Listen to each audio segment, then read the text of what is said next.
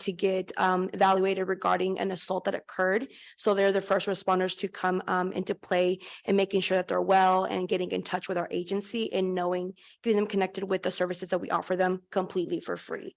If y'all would like to get more information on it, y'all are more than welcome of visiting our website of DCFOF, which are acronyms for Dayton County Friends of Family.org. We have a volunteer section that's run by our great SAT person. Her name is Nikki Newton. And so she can definitely get y'all more connected with any volunteer work, or if y'all just like to get more information through the agency, you're more than welcome to come up to me later on. I do have a few cards for myself that y'all can get in touch with us and get involved with the community and helping as much as we can. And we appreciate the time for the agency that y'all gave us. Thank you. Of course. Appreciate you. everything. Any that you- questions from the council? Okay. All right. Thank you. Thank you. Thank you. Public participation. If you wish to address the council, please fill out a public meeting appearance card and present it to Tammy. Please keep in mind that council members are not allowed to speak during public participation or answer questions. Appointed representative liaison reports. Denton County Emergency Services, Chief Vaughn. I'm sorry, Mr. Gilbert. He's next. Madam Mayor, Honorable Council, thank you for having us here tonight. My name is Sheldon Gilbert, and I have the privilege of serving as the president of the Commissioners Board of Emergency Services District 1, your provider for fire and thank you, sir, and EMS services. And we wanted to come and give you a 90-day update as to exactly what's going on with your emergency services district. I know that Chief Vaughn was able to come out and say hello and introduce himself shortly after he was appointed January 1. I also have newly appointed to the board January 1, along with 2 other members and 1 reappointment. So we have a new leadership team in the ESD, and we wanted to kind of give you an update on what we're finding and what's going on and where we're headed. But it's probably important for at least for a moment to go back and talk about where what we're coming out of, because it was a very sad and difficult time that the ESD is coming through. I have with me today that the fire chief's going to speak in a minute, and then Sam Johnston, who's the president of the Firefighters Association, he's on his way over. We were just at Lantana. He's on his way over. And then we have Megan Reynolds, who is our communications director with us tonight also. So to help us answer any questions. But in by way of a timeline to kind of talk about where we came from, November 17th to 18th, very unfortunate that the former fire chief was arrested and indicted on 13 counts of theft, bribery, or general financial malfeasance with the Emergency Services District. At this point in time, the new fire chief had been selected, but he had not taken office, and there were a number of board appointments that were going to be needed to be made. As a result of that indictment, shortly after that, the towns of Argyle, Northlake, and the county commissioners adopted a resolution giving the new fire chief and the new board some very specific instructions. And what those instructions were to us is that they wanted, and just to kind of review what the structure was, the Emergency Services District is a district that serves all of the area of well, almost all of Bartonville. There's a small area that's not in it, but Bartonville, Copper Canyon, Argyle, Northlake, in the Harvest area, and then under contract, the Lantana area. We're going to talk about that in just a minute. And so and that was being served by a contract through the Argyle Volunteer Fire District, which is a 501c4 private corporation. That is where the malfeasance and the mischief happened. And so what we were instructed to do was to get the assets, the personnel, the equipment, and the facilities out of the AVFD into the ESD, which would make it a public municipality or municipal service, which would then put the same foundational statutory requirements on us as it relates to audits and finances and purchases and all the different things that needed to be in place. So we endeavored on that right away. We were also told to do an operational and a financial forensic audit. And those audits were to look specifically at what happened with the retirement funding, what happened with the pay that wasn't correct. And then operationally, the chief was to go in and review the whole department. The operational audit has been completed. The forensic audits for finances is underway. And we expect to understand exactly what liability we have as it relates to retirement and pay that was incorrect very soon. We do not have the numbers today, but they are significant, in excess probably of $2 million. So we're waiting for that number, but that's the neighborhood that it seems to be tracking into. We were told that we needed to get new legal counsel because the legal counsel that was overseeing the volunteer fire district during all these events obviously wasn't going to be in a position to continue to represent the ESD. We have done that. We've brought Kovler and Peeler. Ira Kovler is our new attorney. He's an attorney that specializes in ESDs, oversees 50 ESDs in the state of Texas. Kovler and Peeler is his firm. He's got 6 attorneys that work with us that run the gamut from human resources to election to just general law, civil liability, and all the different things we need to deal with. And then lastly, we were told to make the firefighters whole, and certainly not least, and get them into a public retirement system as part of the ESD. And so I am glad to report that as of April 1st, all assets have been transitioned over to the ESD. There is no cash, no personnel, no equipment, and no buildings that are in possession of the AVFD anymore. They're all in the possession of the ESD and being run through the ESD as a municipal type fire department. I can also tell you that the legal counsel is over and that all the firefighters were enrolled in the Texas County District Retirement System, TCDRS, as of April 1, and that the volunteer fire district 501c4 exists only for the purposes of maintaining their 401k accounts open, so that when we do hopefully get some sort of remuneration for what was taken from them or insurance pays out, we can make them whole through those accounts. So that is being overseen by 2 existing board members, myself included, but there is no money, no personnel, no equipment being run through that AVFD anymore. So that's a little bit as to what has happened since January 1. On the financial status of the district, I told you that we have some civil liability out there for retirement and overtime pay. They were being paid as public employees. They weren't public employees. So the Department of Labor has let us know that there was a significant infraction. And so that's where that amount of money is going to have to be fixed. On the actual operational side of the district, or the AVFD, and then we've consolidated the budgets, and the chief will talk a little bit more about that. But we are running about a $1.9 million, $2 million operational budget this fiscal year. And so the natural question is, how does that happen and how long has that been going on? And the answer is, it's been going on for a number of years. And the way that it's happened was numerous, and what I call kind of some financial gymnastics. You had contract revenue coming in from Lantana that was booked in the wrong year. You had excessive use of lines of credit that was paid back the following year, just creating the debt the following year. You had a lot of one-time COVID money in the last 3 years that was used to fill the gap. And then you had, unfortunately, just some general malfeasance, not paying retirement, not paying the firefighters correctly. And so that combination of all that had them continuing to float through this. So the good news is we've got our arms around it. We have 13 strategies in place to fill that operational budget this year. And those consist of a number of efforts that include requesting some grant monies from the towns, requesting a $300,000 payment from Lantana because they paid a different rate than the rest of the district.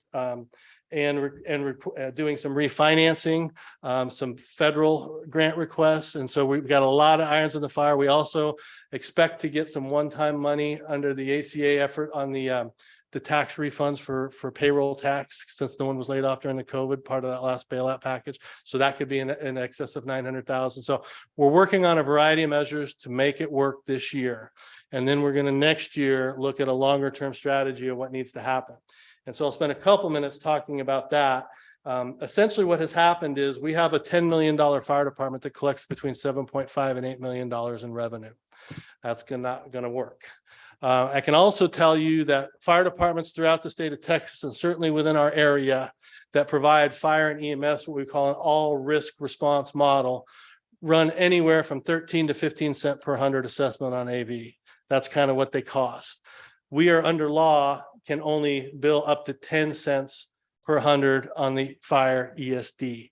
We last year, because of SB2, had a rate of 0.93. So you can see where there's just not enough revenue coming in to support the operations. So long term, we're going to be taking a look at a ballot measure that would overlay and separate out the fire department operations from the EMS operations. Okay, so that's going to be something that we're looking at and talking about doing a work session with the board for next October. But somewhere between 13 and 15% is where the fire department costs to provide the level of service we currently have. The second thing that we're looking at doing with the ballot in November is cleaning up the district boundaries. First and foremost, annexing Lantana into the district.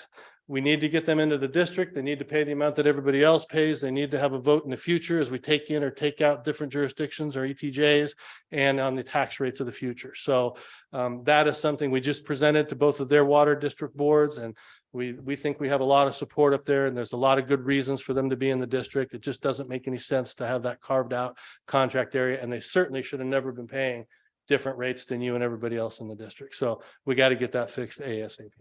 So that, and then we also have some areas of ETJ that in North Lake specifically that didn't make it into the district that we want to take a look at getting into the district, as well as just a small area of Bartonville we'd like to talk to you about too on that's not in the district currently. So there's all those different elements that we look on doing, and that ballot measure or those ballot measures ultimately will be the long-term sustainable fix that will allow us to fund the level of service we have been accustomed to and that we desire and that our risk profile calls for. It will allow us to adequately fund capital replacement in buildings, which they had no money to do. They've been financing everything. We've got over $8 million in loans. And it will also allow us to have a responsible reserve policy so that we can have a reserve policy and make sure that we are sustainable well into the future. So that gives you just a little bit about the resolutions and what progress we've made, what's going on with the financial status, and the short and the long-term funding. What I'd like to do at this point, if you allow me, is we'll let the fire chief come in. He's going to go a little lower into the details on what's happening in the fire department. And then Sam is here. Sam Johnson from the association is here, and he'd like to give you the perspective of the firefighters who really bore the brunt of all this nefarious activity and kind of where we're at with them. So with that, I'll turn it over to the chief, and then we will all be here to answer questions you might have and spend as much time as you desire. So thank you. Thank you.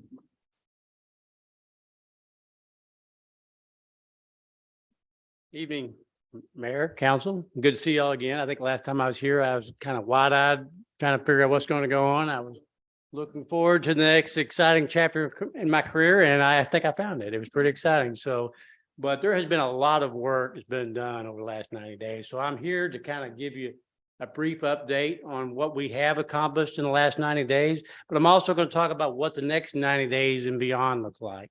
So shortly after, or this day, same day I swore in, we had our first command staff meeting, and that command staff consists of our administrative staff, our president of our firefighter association, and also we have 2 of our board members on that to kind of have representation from the board itself. And so we met and we basically sat down on a whiteboard and we started brainstorming all the things we needed to do to meet the charge of what we've been tasked to do, which was the resolution that the Commissioners Court and Argyle North Lake had put forth. So we felt like that's our charge. That's what we have to do. So we started writing down each of those initiatives, and we ended up with about a list of 30 to 40 things. And we met each week and we created a Gantt chart, a kind of a project management chart, and we started just knocking those things off. Some things were easier than others. Some things were already taken care of, and some things obviously were a lot more challenging to get done. But I would say all of those kind of, as we've started to make progress, started to focus on 3 areas. And those 3 areas are listed. Basically, we needed to create a new employee handbook. Keep in mind, the employees were going from company A to company B. So we needed to ensure that all their benefits, their salaries, their harassment policies, all those types of things that you put in place for a new employee needed to be put in place. One, just to ensure the trust, right? We wanted to build trust with the firefighter, let them know that their salaries weren't going to change, they weren't going to lose any benefits, their health insurance, all those things were to remain the same. So that consisted of a very diverse committee that was led by our assistant chief and the president association. We developed a subcommittee of our firefighters, a very diverse committee that worked on putting together this handbook. So that's one of the very accomplishments I'm proud of that we were able to put together. And so we are now future employees will get the new employee handbook. So that's kind of one of the key areas we wanted to focus on. The next area where we kind of concentrated our efforts as we were making progress was probably the most critical one.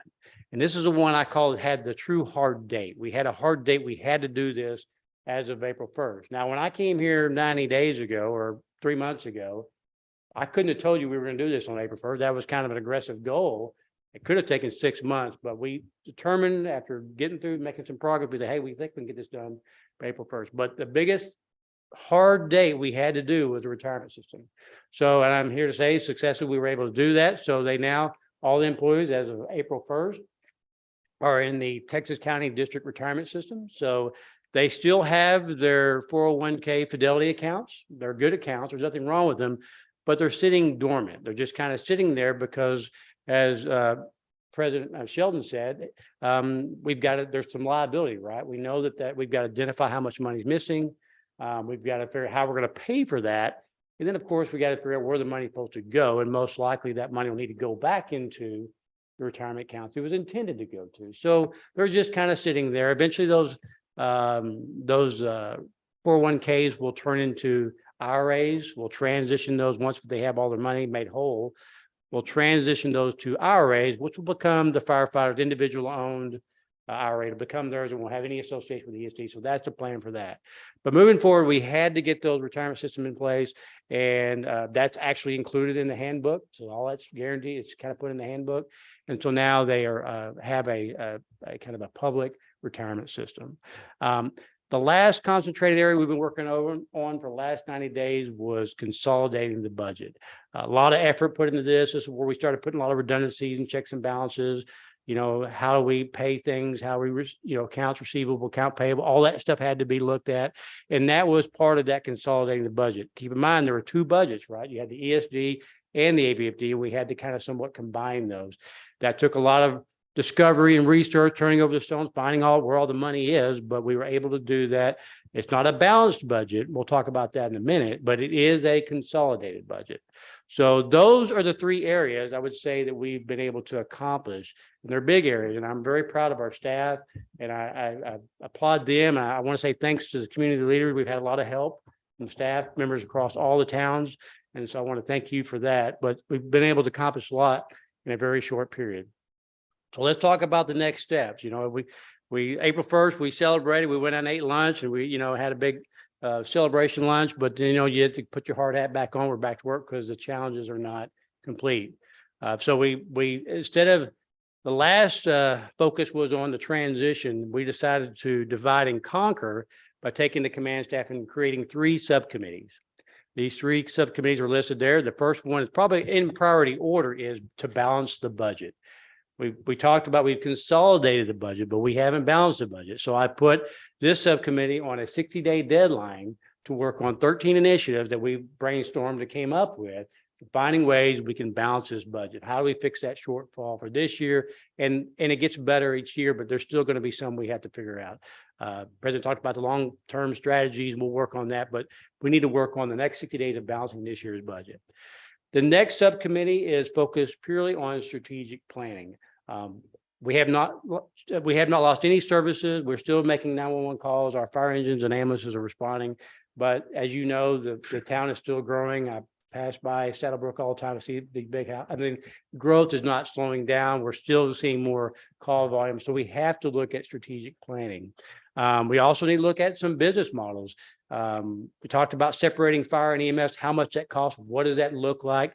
If we go to an election in November, I need to give you data to say, this is how much it costs to run a fire department, and this is how much it costs to run an ambulance service. So we need to do that. So our strategic planning has a deadline of the next 90 to 120 days to kind of build that strategic master plan to say, this is what our future looks like. This is where future fire stations need to go as we grow. And there'll be trigger points for each one of those. You just don't say, hey, we're going to build one. Well, what's the trigger point to make that happen? So we're working on that. And that leads into the third subcommittee. And both the previous subcommittees kind of lead into the third one as well. And that's the election. And that's they're on a time frame of deadline of October, November. And so that subcommittee is purely focused on just the election, going through the roadmap of what that takes to put it on the ballot to get the support, to attend all the communities.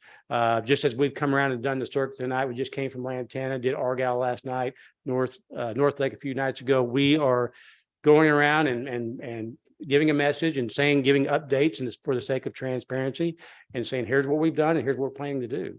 And so that election committee is taking all that information. They're trying to say, this is what we need to do to make that happen, to make a long-term solution. So in a nutshell, that's kind of where we've done in the last 90 days. This is where we're going over the next 90 days and beyond.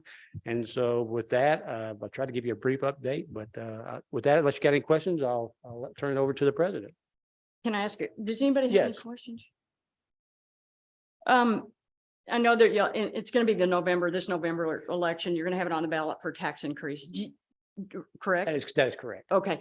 Do you have any idea yet how much? Like we're 9.6, I think right now. That's what instead of me giving you an arbitrary number, we say 13% because we've looked at what's in market, what the other municipal fire departments charge for a fire, we call it fire-based EMS system. Keep in mind, ESDs are typically meant to be fire departments. They were created in the 1980s. They're typically for rural areas that can't support a volunteer department anymore, and they have a 10-cent cap. Parker County is the closest one to us, and they only provide fire service. They don't provide ambulance service. There's another taxing entity called Parker County Hospital Authority, and that provides the ambulance service. So we're trying to do both under one ESD. And so that's but for me to give you a number, that's where the strategic planning comes in. Okay. We're working with some of our ambulance billing company and some other different resources we have that we can determine how much does it cost for us to run a fire department? How much does it cost? And then once we have those numbers, that will be able to tell us, well, what is that in terms of a tax rate? Mhm. And so what is the rate for the ESD for the fire? And what is the rate for the ESD for the two? And to take into account what revenues we may or may not have gotten from Lantana. So we'll take all that into account time, but to give a hard number, we're not there yet. I will- Go ahead. You made a statement earlier about the 13 to 15 cents. Yeah. Is that kind of general consensus across the board as to what? the Yeah, cent that was is just doing? a rough estimate based on some of the towns that we've looked at around this flower. I mean, look at but I would say we're probably more effective and efficient because we're a lot more regional than they are. So the regional model that we have works really great. It's actually much more efficient.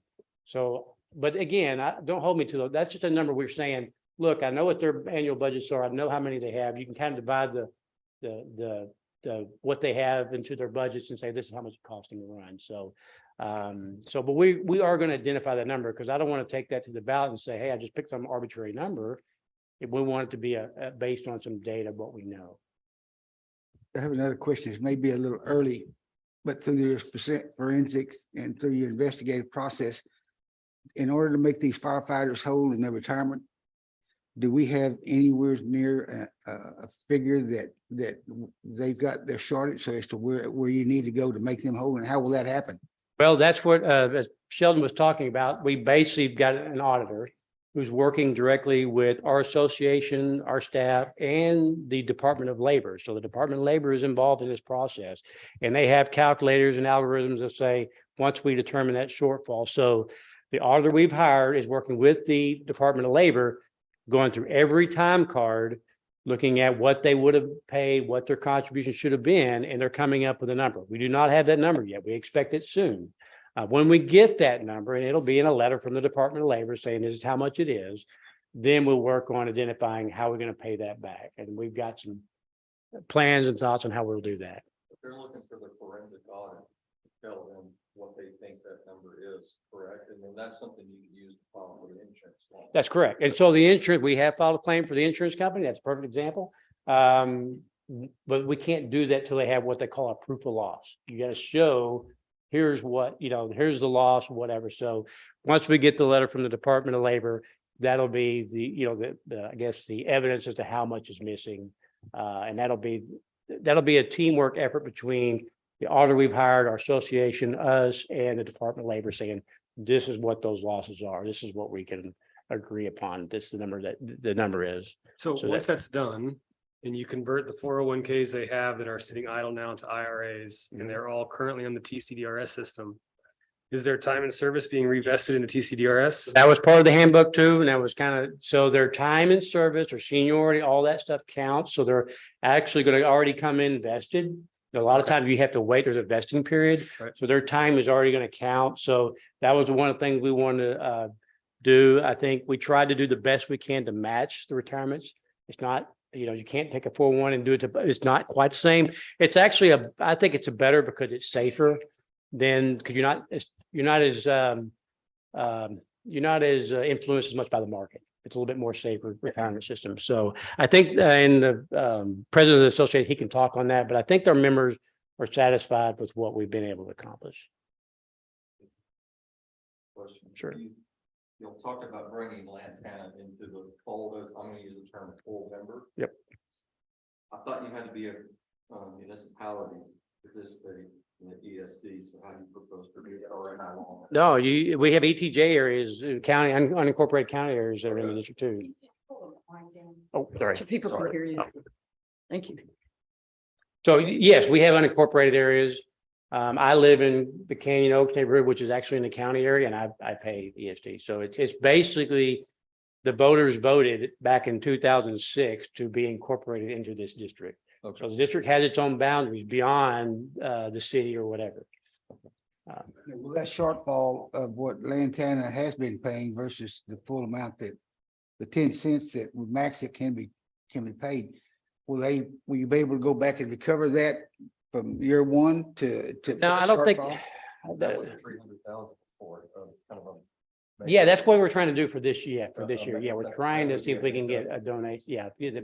And just as the president mentioned, we don't have an existing contract. It actually expired. So we're working on the greater good of both the community and the ESD, and they paid every invoice we've given them. So we're not, they haven't done anything wrong. They paid every invoice they've received. It just was never adjusted. It's an old contract that went back to the early days of Lantana that never was adjusted. It never was fixed. It never grew with the rest of the market in the district. So it's just basically an outdated contract that never was updated. So they'll be paying the same thing that everybody else pays. The intent is to get them on the same rate as everybody else. That's correct. Chief, Right. Chief, Oh. you mentioned a sliver that's not in. Is that the Lantana Town Center? Is that the I sliver? of no, I Martindale? think that part actually is in, but I think there's some area, we were looking at some of the ETJ, we gotta get some information from the DCAT, I mean, and I think there may be some areas of Bartonville that may be just outside, maybe some ETJ areas you'll have that may not be in the district. So we're calling it a district cleanup. We're gonna look at all the areas because the district map hasn't changed either. Yet everybody's grown and people annex certain areas. They've got bigger ETJs than maybe they had back in 2006. So we're going to just look at a border cleanup to make sure our borders are the same. So we just think there might be some areas of Bartonville that may not have been included in the original vote back in 2006. So we're going to look at that. Any questions? All right. Thank you.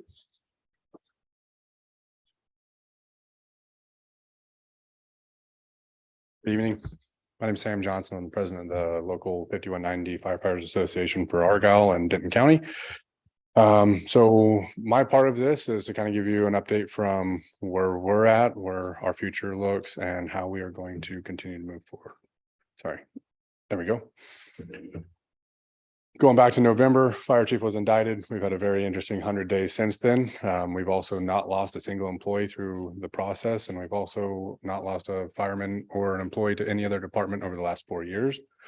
What we're doing here is definitely working. We have a fantastic fire department. We're very pleased with our new fire chief and the new board, and we're very grateful to be able to have the opportunity to work with them as we are. Over the last 100 days, we've worked on a number of items. We spent a lot of time together getting to where we're at. When we talk about how we went from the AVFD to the ESD, we had to create an entire entity for us to move into. Payroll systems, retirement, healthcare, everything had to come into place. So for us to be here where we're at is quite an accomplishment. The employees overall, we're very pleased with what we've been able to work towards this far. We are continuing to see the future that we're working towards. We are definitely ready to have some of this behind us and get the corrections made that need to be corrected. We're ready to have the fire department talks and talk about fundraisers and the pancake breakfast that everybody loves. But we're definitely in a happy place. We have a great chief and a great board that we're continuing to make progress with. To the handbook and the benefits and pay, nothing changed on our behalf during that transition. We went to the board with what we had, and what we wanted to keep and maintain, and the items that were very critical to what we found to be our success points. And said, this is what we really want to make sure we don't change anything on. And there was no discussion on that at all. It was yep, let's do that and let's keep moving forward. So healthcare didn't change. We didn't lose anything there. Our pay scale and pay plans maintained the same. Seniority was adopted as well. With the retirement portion, we did walk away from the Fidelity, which was a successful plan, where we're now on a public plan with the TCDRS. Upside to that is it does have some options for us to do some recruitment with that, where other fire departments in the area have a sister company and they recognize each other. So if you're vested with the city of Grapevine and you want to come work for us, you get to marry over your retirement time, 20 years, and you get to go choose a different line of work if you choose. So that part is a nice plus for us. The seniority, the members were allotted the same amount of time that they've had with the district with the AVFD. That was adopted over, and then that will apply towards their vesting period. So if they had enough time previous to that to be vested, they're vested. And then if they're not, the time that they served with the AVFD has been adopted with the ESD. With the damages that the members have sustained over the years, that's pretty much solely to the overtime that wasn't paid correctly under the labor law for the 7K exemption. All that is it says that public employees accrue overtime on this platform, private employees accrue overtime on a different platform. We were being paid as public employees, but the whole time we were actually on a private employee platform. So there's some areas where we were not paid correctly, and we've been working with the CPA and the Department of Labor on a weekly basis to get the Department of Labor up to speed on where the issue is and how we need to see the corrections made, and working with the CPA to help them navigate through the pay periods to get the numbers that we need to actually apply the calculator to get us our correct funds back into our retirement accounts. With that, we're just awaiting to hear from the CPA to get with the DOL and have them apply their authority to it. And then we will discuss where we're going to find the money to pay for that. Hopefully insurance is able to come to the table and bring their policy plans in place to pay for the majority of it. But it's still one of those areas that we're working to solidify and put behind us. For our involvement and our future, we do have the election and the cleanup of the boundaries that we've discussed. That is a critical item for the success of this fire department. If we are not able to increase our taxable income, then the services that we're providing right now would likely have to change to some extent. There's no option for us to really continue operating 2 full services with 3/4 of the income. And when we look at the surrounding areas and what we're discussing on what we're trying to continue to maintain, because these towns, I can be, prideful on this. Our fire department and our members do provide an excellent service, and we're very proud of that. We don't want to see anything change with that, because we really enjoy what we get to do on both sides of our line of work. So we'll be partnering with the department and the fire chief and the ESD board to pursue the election and bringing that to the table. And then with the portion of the Lantana, we've been very fortunate that they've continued to pay even without a contract. They've maintained their portion of the agreement. They're going to hopefully come into the ESD like everyone else and be a participating party at the same amount. And then we'll just keep moving forward and keep growing and be able to keep providing the same service that we've had this entire time. So that's all very exciting. It's more exciting than the last 100 days. If you have any questions, I'll be happy to answer. Good. Okay. Thank you. Thank you. Appreciate it. Police chief?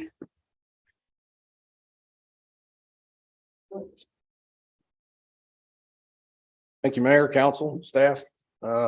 It's that time again. So there's your, I provided the graphs in your packet there.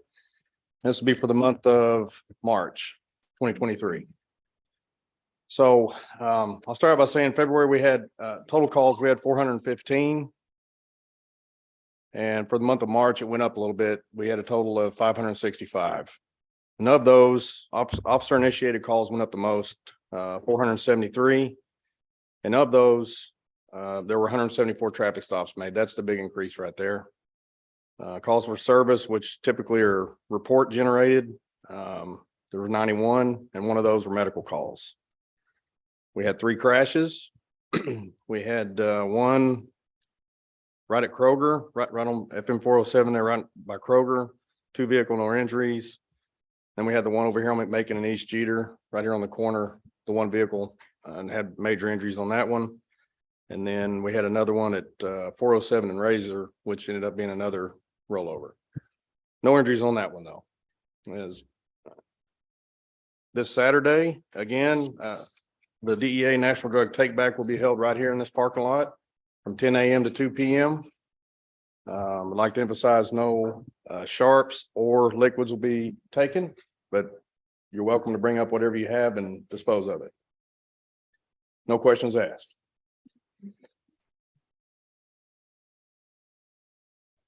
And then May 20th, we're gonna have Carter blood donation again here at the town, the Bartonville store.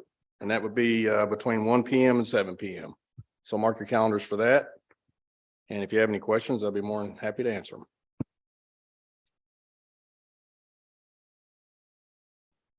Questions? Thank you, Chief. Chief. Thank you, Chief. Thank you. Appreciate it. Town Administrator, monthly report, March 2023, financial animal control code enforcement, engineering, municipal court permits that. Thank you, Mayor and Council. If you'll go to page, what is it in your packet? 14, 13? No, 11. Thank you. I have my separate report with all my notes on it. Sorry, it's not numbered the same. You know, we go through this every month. If you'll look at your revenues on the first page, you'll see that sales taxes are still tracking ahead. The March month marks the 50th, 50% of the budget year is gone. So we're hoping to have less than 50% remaining to collect. Property taxes on that next line, you'll see, we don't expect that to change anymore during the year. But we did collect $11,680 more than we had budgeted. So again, we were right on target on that one. Franchise fees, again, we didn't receive any in the month of March. Those are typically quarterly paid. We only have 17% remaining, so we will likely exceed on that one with 2 quarters remaining. Transfers, again, those are running quite healthy. Development fees, as I mentioned previously last month, those are all in. Again, when you see a negative in that budget revenue remaining, that's actually a positive, meaning we've exceeded our revenues. We do not expect to see much more in that category for the remainder of the budget year as well. Permits are running exceptionally healthy. We've got a lot of new homes under construction, and the homes here, the values are quite large, and our permits are based on square footage, and they're quite large as well there. Municipal court is also running ahead of budget, which is good. Our officers are all out there keeping the town safe and watching the traffic as people try to race through unsuccessfully. Do you have any questions on the revenue? So we have collected roughly 83% of our budgeted revenue through 6 months. Yes, sir. Just making sure I was reading it right. Yes, sir.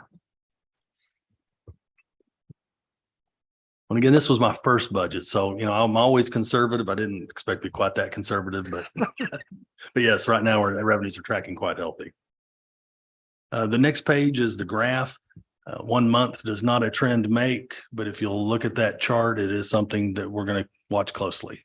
That's the first time we've seen it do that, well, in the last 12 months, I guess. Well, no, there was one right in the very beginning of that. So again, we are down a little bit for March from last year, and we'll watch that and see what's happening and see if it continues. If you look at expenditures, again, we want to see like more than 50% remaining. I need new glasses. Again, all categories are running within that except for transfers. And one, as a reminder, those are beginning of year budget transfers to the Capital Improvement Fund, Vehicle Equipment Replacement Fund, and the Lantana Center grant. It goes into a separate account. It's still funds we have, but they transfer out into those separate line items. And again, everything else is tracking other than the transfers. Do you have any questions on that page? departmentally, again, looking for more than 50% remaining. We are doing that in most categories. Maintenance is a little bit hot, as is contracted services. Again, changing engineering firms, I think will help us on the contracted services, watching that a little closer as we go. So I'm hoping that we'll finish the year close to budget. A lot of that was engineering, wasn't it? A lot of that Yeah. was engineering. Yes, ma'am. And again, everything else is tracking quite healthily. Do you have any questions there? What's causing maintenance to run hot? Maintenance is part of that actually was we had rats in the building and we had to have them come out and take care of that. And that was not cheap. It's not cheap.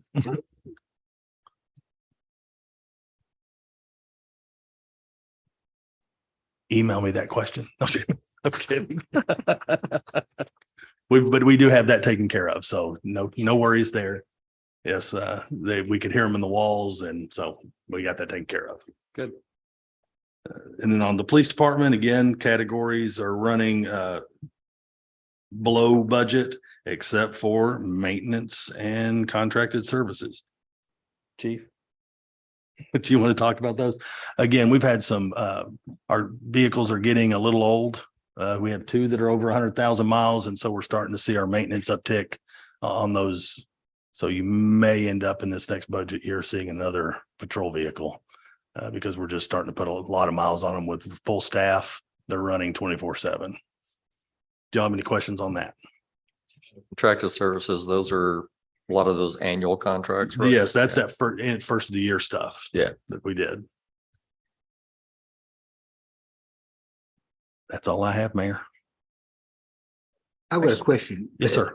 On that sales tax, do you have any way of tracking that as to where that dip primarily falls in what category?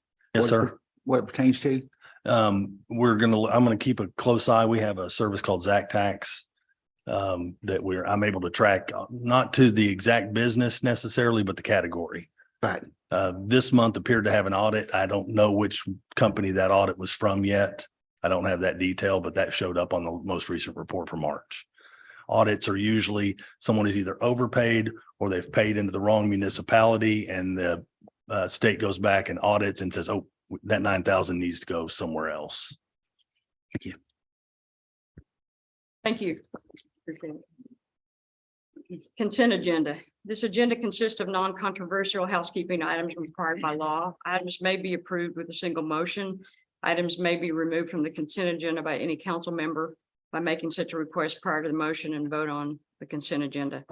Number one, consider approval of the March 21, 2023 regular meeting minutes. Number two, consider approval of the interlocal cooperation agreement between Denton County and the town of Bartonville for shared covenants communication dispatch services system for fiscal year 2022, 2023 in the amount of $6,343 and authorize the town administrator and the chief of police to execute the same on behalf of the town. Number three, consider termination of the October 2022 agreement with Williamsport for bookkeeping professional services. Do I have a motion? Make a motion to approve consent items 1, 2, and 3. Have a Second. All those in favor? Motion carries 4-0. Thank you.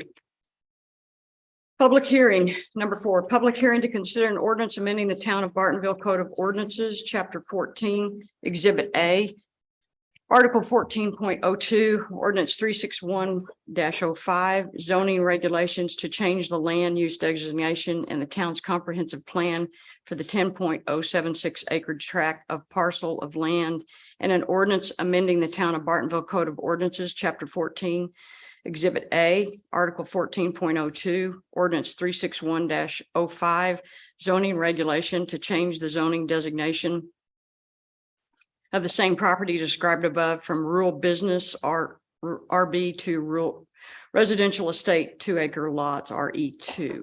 Staff presentation. Thank you, Mayor and Council. This item is recommended to you again by Planning and Zoning on a vote of 5-0. The applicant is looking to, again, change this zoning from agricultural to RE2, which is again, consistent with our land use plan. Not consistent with our land use plan until we go through this item. One thing I need to mention is as this was handled in planning and zoning, you have two separate issues here. I'm going to present it as all one informational piece, but you have to have a separate motion and second on the land use. If that passes, then you have a second motion and second and vote on the zoning change, just for clarity. So again, the first step is Mr. Wacker needs to request that the land use plan be amended. Hit here, Tammy.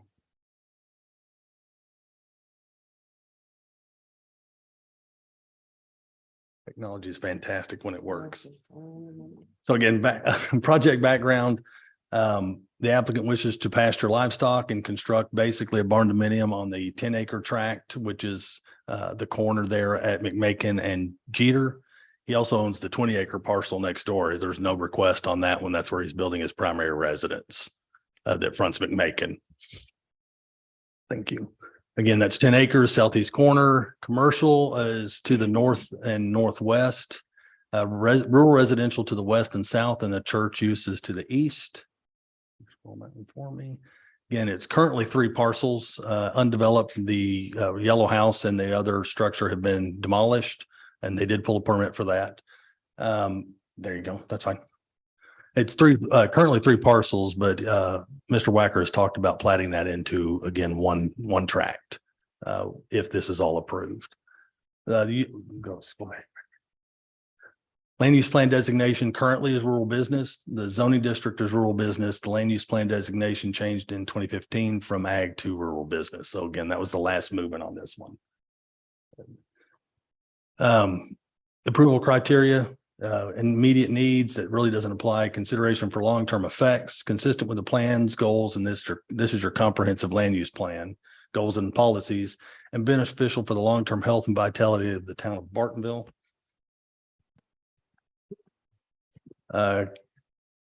Again, additional criteria evaluation, designation as rural business. RB is located in 2 areas. You've got it right around where we're talking about at East Jeter McMakin and 407 and 1830. That is only 0.71% of our total land area for the town. Commercial developments generally require a higher level of infrastructure services. Again, that's possibly why this one has not developed as rural business. And basically, if you look at this, it's an RE2. If you put 2-acre lots on there, it would the land would handle that better without other services. 2-acre lots, if it ever developed that way, if Mr. Wacker decided to go that way, it would actually be less impact on the land. It would also be less traffic impact to the area. Go ahead. This does implement the comprehensive plan as far as goals and objectives. Again, keep Bartonville country. We're looking for lower density uses when those are available. Again, there's nothing that deals with number 2. Permitted use is compatible with immediate area. That does apply. Again, you've got residential in the area. Proposed school, street, and utility plans do not apply. And again, other health, safety, and morals and welfare do not apply. The zoning change, again, the criteria evaluation. Does it implement the comprehensive plan? Not currently, as it is land use for RB, but if you choose to amend your land use plan, then this would match. Again, the request is to move from RB to RE2. Again, the number 2 is not applicable. Permitted use is compatible with immediate area. Yes, it's south and west of subject property. Again, 4 does not apply. There's no sewer to the site, so that does support rural residential densities. And then again, other factors, there's none. That was it. That was it. And again, Planning and Zoning Commission recommended to council approval on a vote of 5-0. I'll answer any questions, but the applicant is also here if y'all have any questions. Do you have any questions for that? The financial impact of it being rural business versus RE2, I assume is negligible because of the limited development capacity as a business.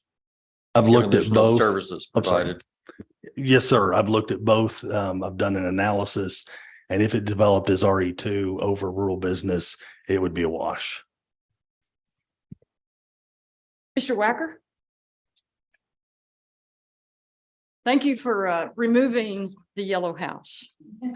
Yeah, thank you. It's the second time someone has said that. Yes, you're welcome on that one. I didn't know if you wanted me to come up if there was Sure, any. do you have anything you want to say or add to it or anything? Like I told the board last time when we were here, that and Tammy have done an awesome job of helping me trying to navigate all this. Normally used to DOJ stuff, so this is just trying to make sure everything's done right.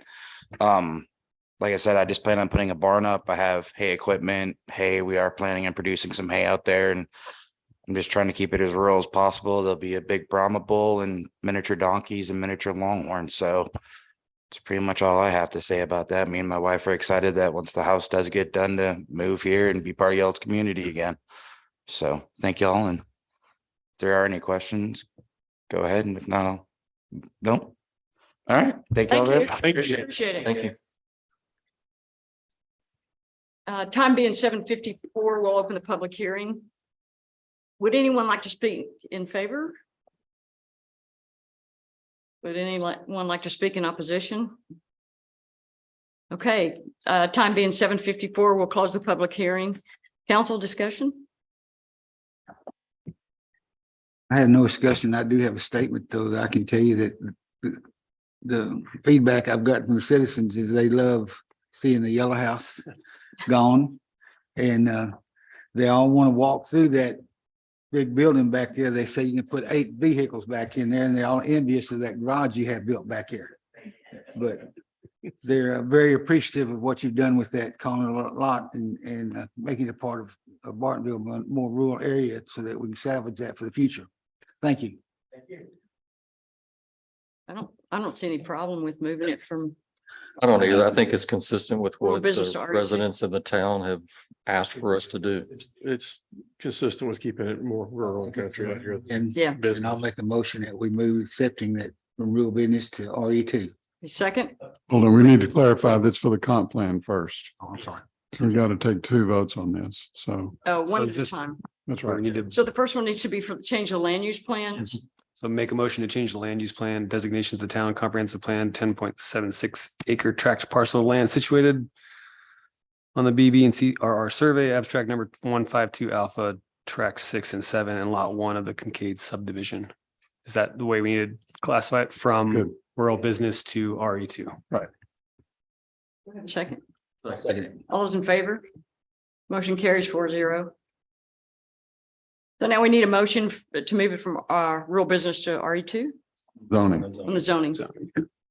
I'll make a motion to change the zoning designation on the same property described above from rural business to residential estates. Says residential estates, 2 acre lots, RE2. I'll second. Second.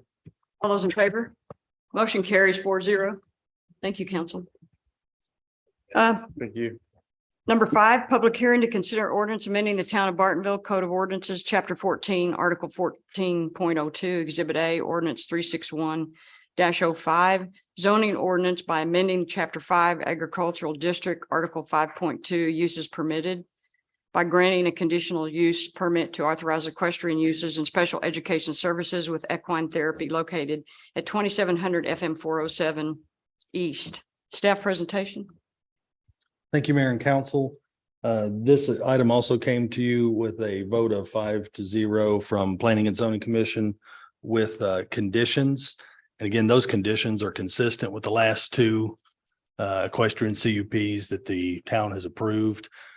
Basically that centered on 4 or 5 areas. It was dust, noise, light, the number of special events, and then manure management on such a facility. So again, at the last public hearing, there was not a representative at the P and Z meeting. We do have representatives from ELTS here tonight who will be able to answer your questions as well. But again, this is consistent with the previous CUPs. And again, those special conditions are listed as 1 through 5 in your packet. And again, soil and equestrian arenas are to be kept dust-free condition. lights in the equestrian arena and also all outside equestrian operations shall cease at 10 PM nightly.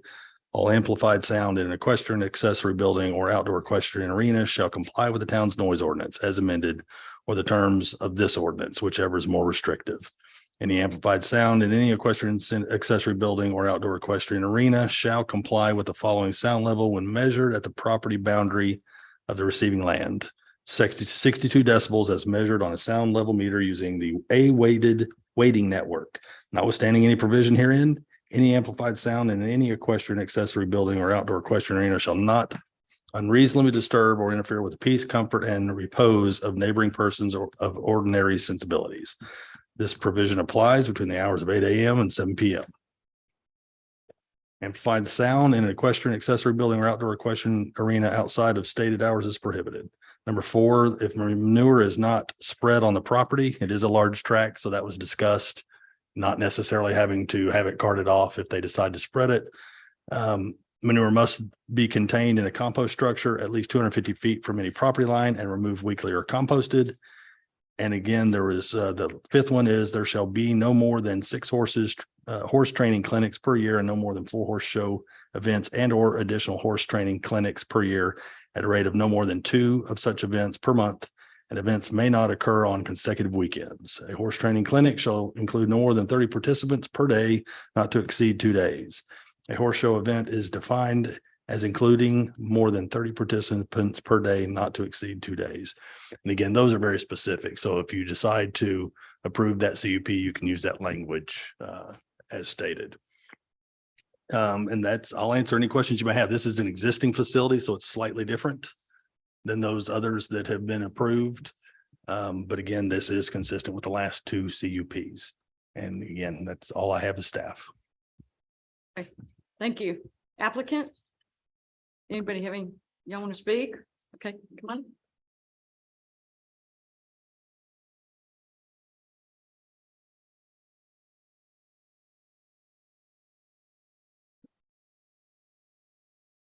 Good evening, Mayor and the board, City Council.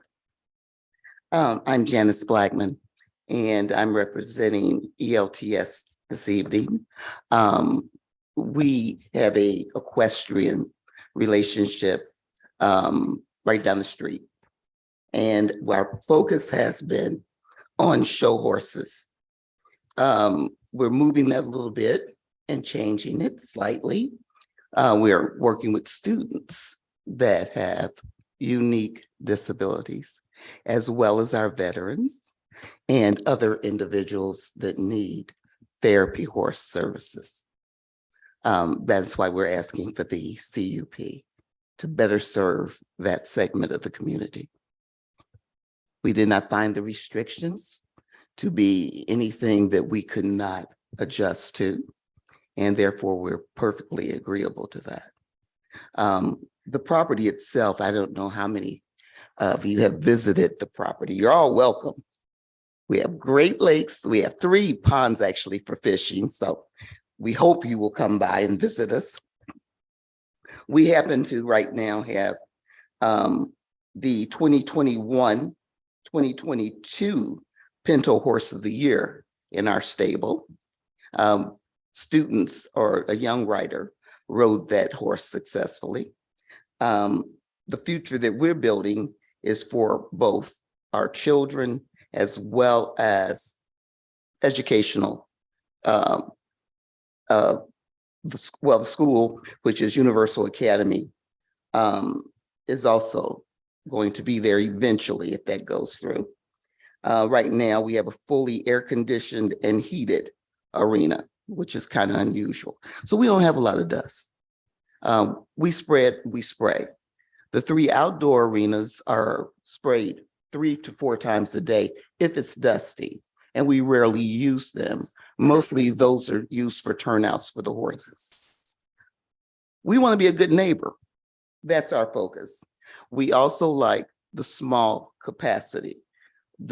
Everything we do is on a smaller level. So we have 40 stables within our facility. We don't anticipate adding any additionals. At this particular point, we've got as much as we can handle The facility itself was dressage, as you know, prior to, I think Rex had cutting horses. We don't have anything that moves like that. Our horses are kind of slow. They're Western pleasure. So that's pretty much the gist of what we're doing, but we welcome anybody who wants to come visit or see what we're doing. Just ring the bell. Thank you. Do y'all have any questions? No? Thank you. Thank you. Thank you. Very much. Time being 8:03, we'll open the public hearing. Would anyone like to speak in favor? Would anyone like to speak in opposition? No? Okay, time being 8:04, we'll close the public hearing. Staff discussion?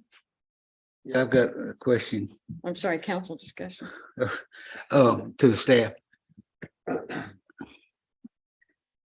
This pertains only to the equestrian center. It has nothing to do with the school Correct.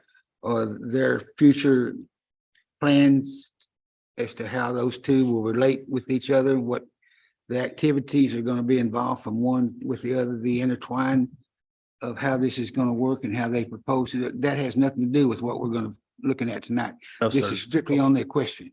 This is strictly on the equestrian center. Okay. The school and everything else that has been discussed has to still go through the site plan and address, concerns with traffic or anything else. This is just to bring a legal non-conforming use into compliance so that if they choose to move forward with anything else, it would fall under that.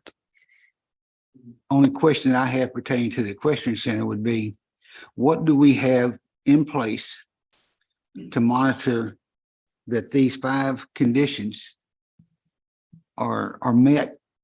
And that how do we verify that, like, when they got 30 participants per day, not to exceed the 2 days, and then the clinics, are they going to be, and I think we talked about this at some of the other questions, that they register that with the town? Is that, what do we have in place to monitor that? We do have a special events permit requirement for bigger events. I will say in most, like the existing CUPs, we are typically reactionary. If we get a complaint, then we go to the 5 items that are listed on the CUP. We don't monitor any of the other equestrian centers for any of those items. But if someone calls, then we go to that and they're in non-compliance at that time. And we would address it with either a noise violation or something of that nature. But again, we're not tracking our existing CUP equestrian centers on any of their conditions. Sorry. So given that noise can be relatively subjective until someone's on site measuring it, do we have a track record of complaints coming around those other equestrian centers here in town? 10 months I've been here. I have not received. See, one. with there's going to be a problem. If you look at the area familiar with that, it's as to how far that setback is on that piece of property.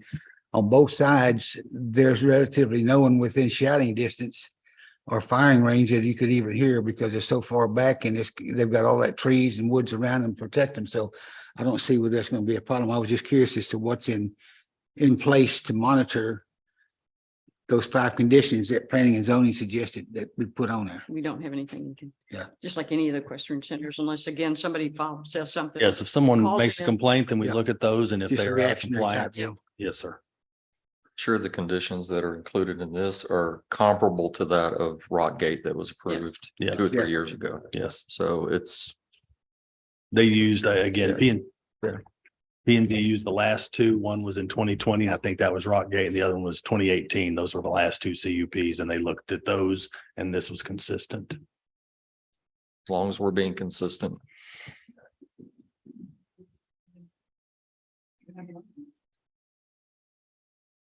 I'll make a motion to grant a conditional use permit to authorize equestrian uses and special education services with equine therapy located at 2700 FM 407 East. That's what I'm reading here.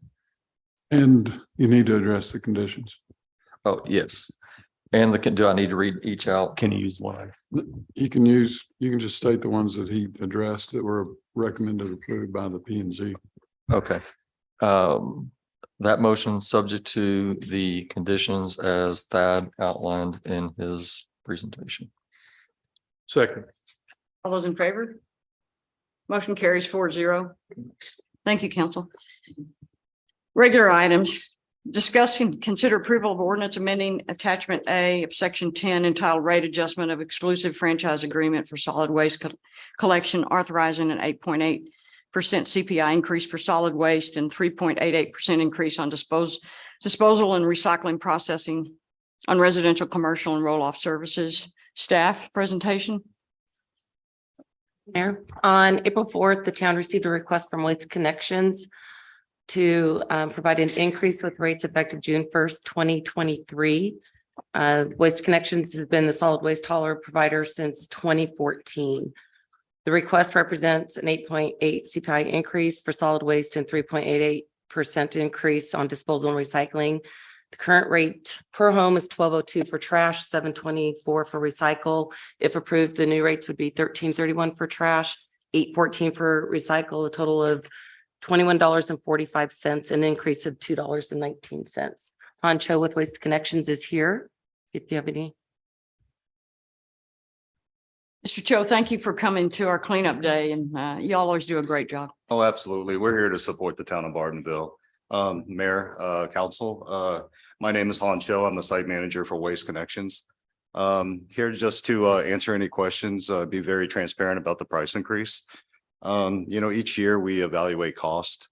We base it off the CPIU for the Dallas-Fort Worth area.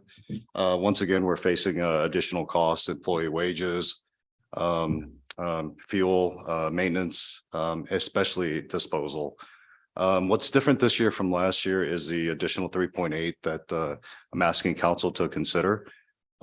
We had an agreement with Denton Landfill. It used to be approximately about $25 a ton. We are no longer paying that rate as of last year. That has moved to $35, which is a huge increase for us. We no longer can use the landfill over in Louisville. They have capped out, so we're forced to also go further out to Camelot in the colony, which their rate is also 35, which is moving to 37. So when you look at our disposal, it's one of our major factors, when we, concerning operations. So I'm asking council to consider that portion of it. Any questions for Mr. Cho? Thank you. Thank you. Staff discussion. I'm sorry, council discussions.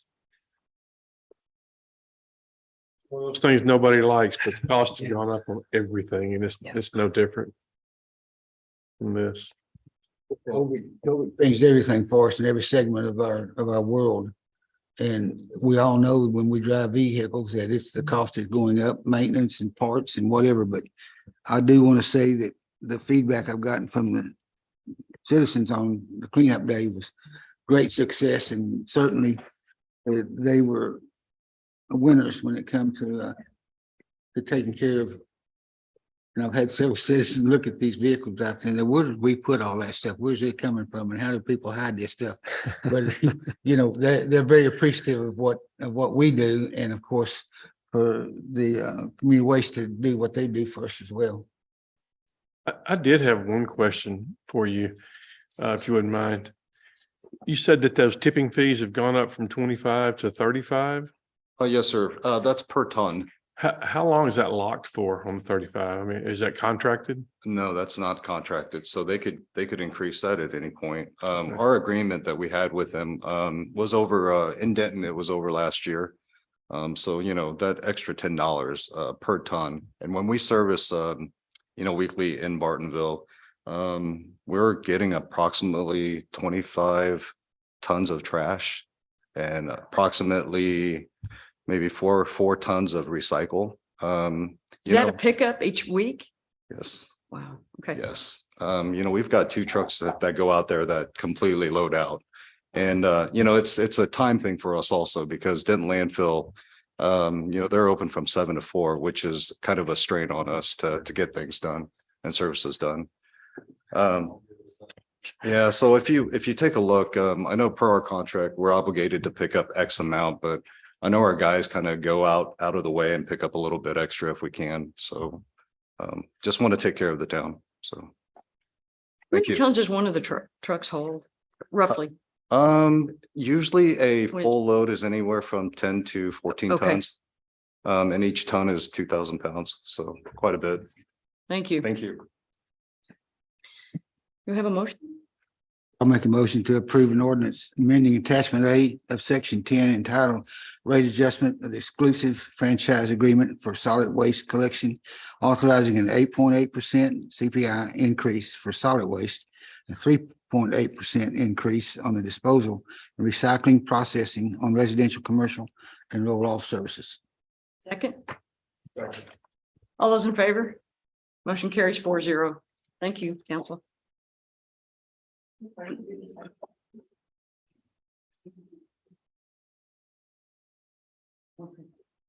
Number 7, discuss and consider acceptance of Eagle Ridge subdivision public improvements. Staff presentation. Thank you, Mayor and Council. Chris Chaw, our new town engineer, is here if you have any questions on this, but the inspector for Westwood has gone out and inspected this project, and it does meet the designs, engineering designs for acceptance. I also included the back and forth that I had available on this one. Again, there was concern about erosion.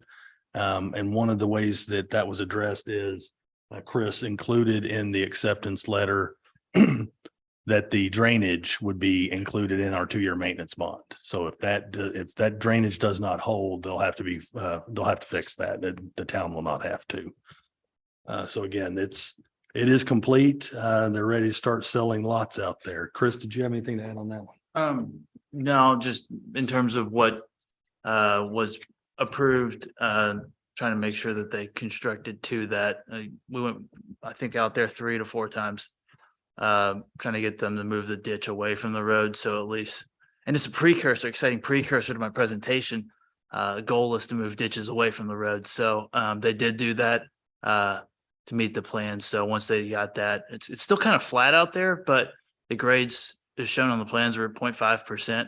I didn't feel we could get them to steepen it, plus topography kind of challenged that. So all things considered, trying to at least get the cleanup of silt in there for the 2-year maintenance bond, and kind of with the goal being at 18 months, go through and walk through and try to get them cleaned out one more time, save the town, at least in the future. So anything else, let me know. Piggyback on that, that's our plan for every subdivision that we've accepted. Public infrastructure is to go out at 18 months and inspect everything and ensure that it's still functioning as it's supposed to. As you drive through that division and you look at, of course, now they put down some barriers around the paved areas with grass and thatch and so forth. But, and you're actually right, there is a lot of flat areas in there, but do we have any requirements of when they actually start the building process of using that fabric along the perimeters to kind of hold that material on that site without it moving over to the next lot? Currently, I don't believe so. And it's actually challenging really just in general because of the process. It gets switched over kind of from engineering and inspection to building.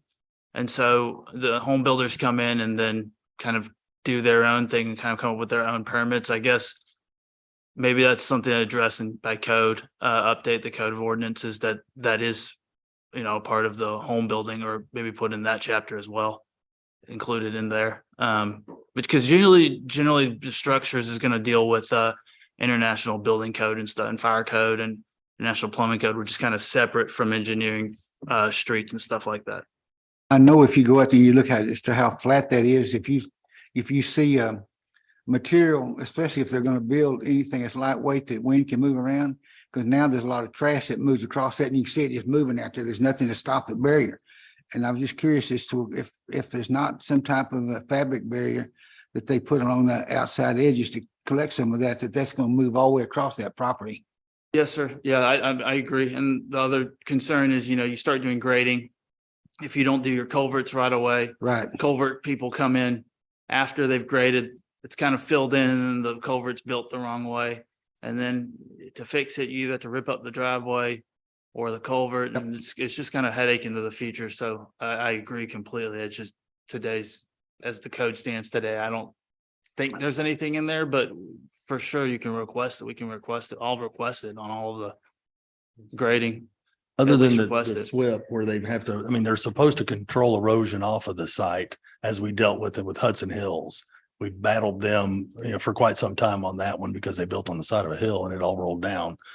So we will request that for picking up basically a mesh or screen to pick up the trash that's coming across, but also request that he put down something to keep that from migrating from build site to build site.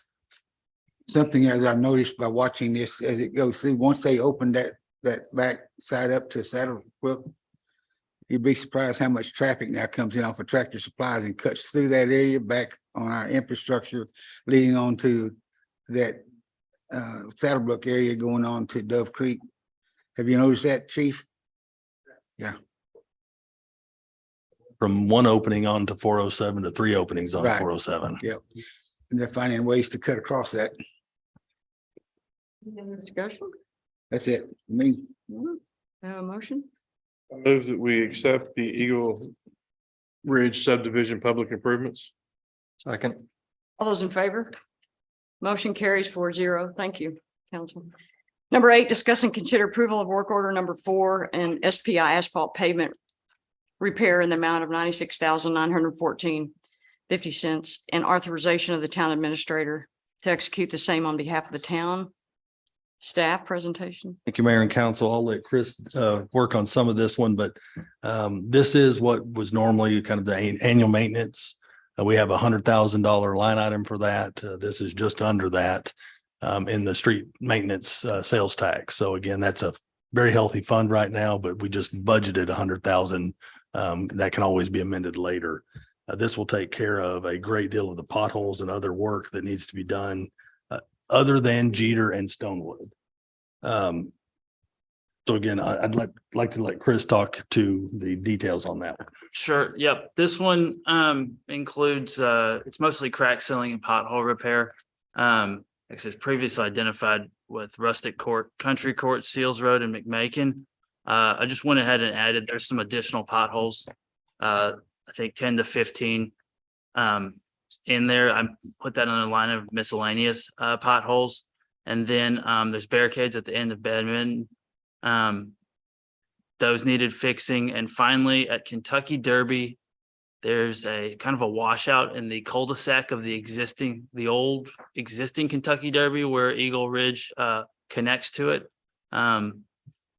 This is just for excavation and I guess barricade off to try to fully understand what's going on out there. We went out there and you can kind of look all the way around 360 degrees.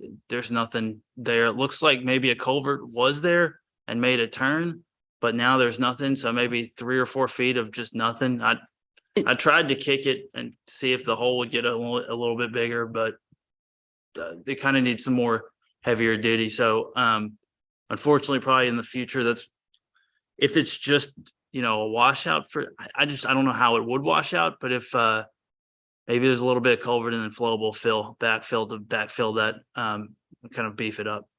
So how much of this 96,000, because $100,000 for crack sealing and potholes seems like a lot. Now, if half of that is going to go to fix the road, the hole in the road over there, because I know that's a pretty big. No, I need to pull it up, or I guess in the following page. There's no microsurfacing or anything in that, right? This is all just. Correct. That's correct.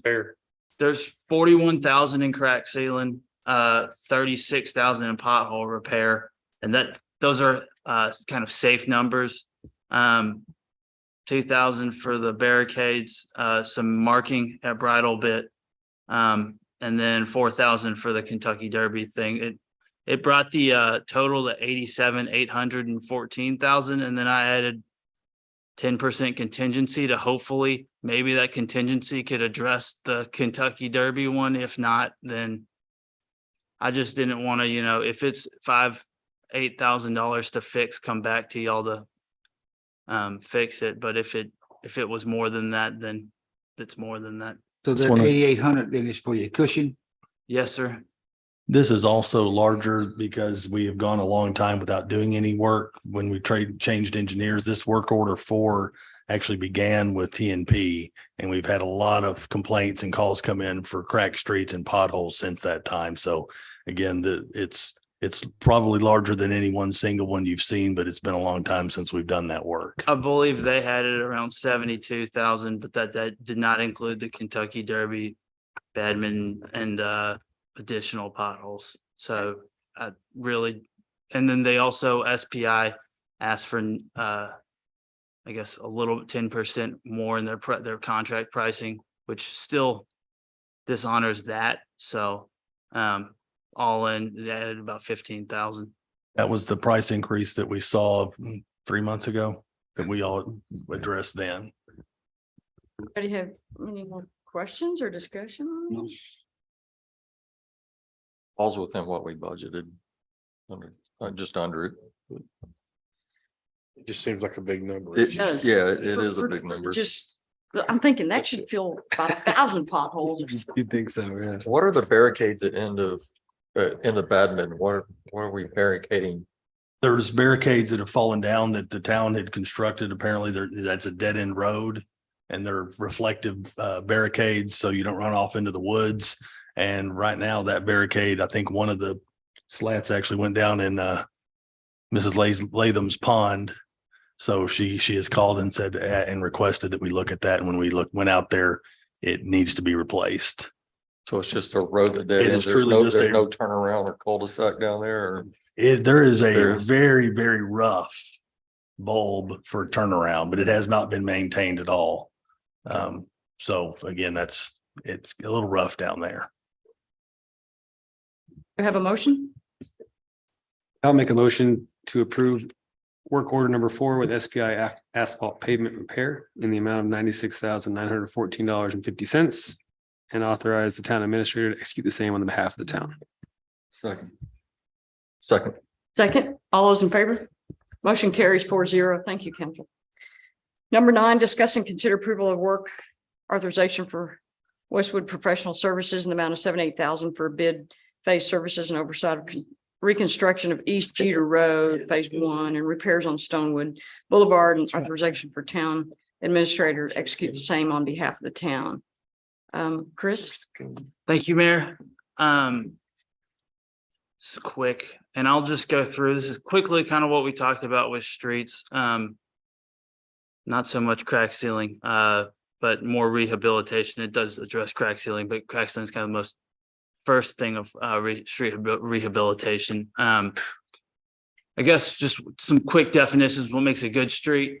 Smooth, obviously the rideability, lack of cracks.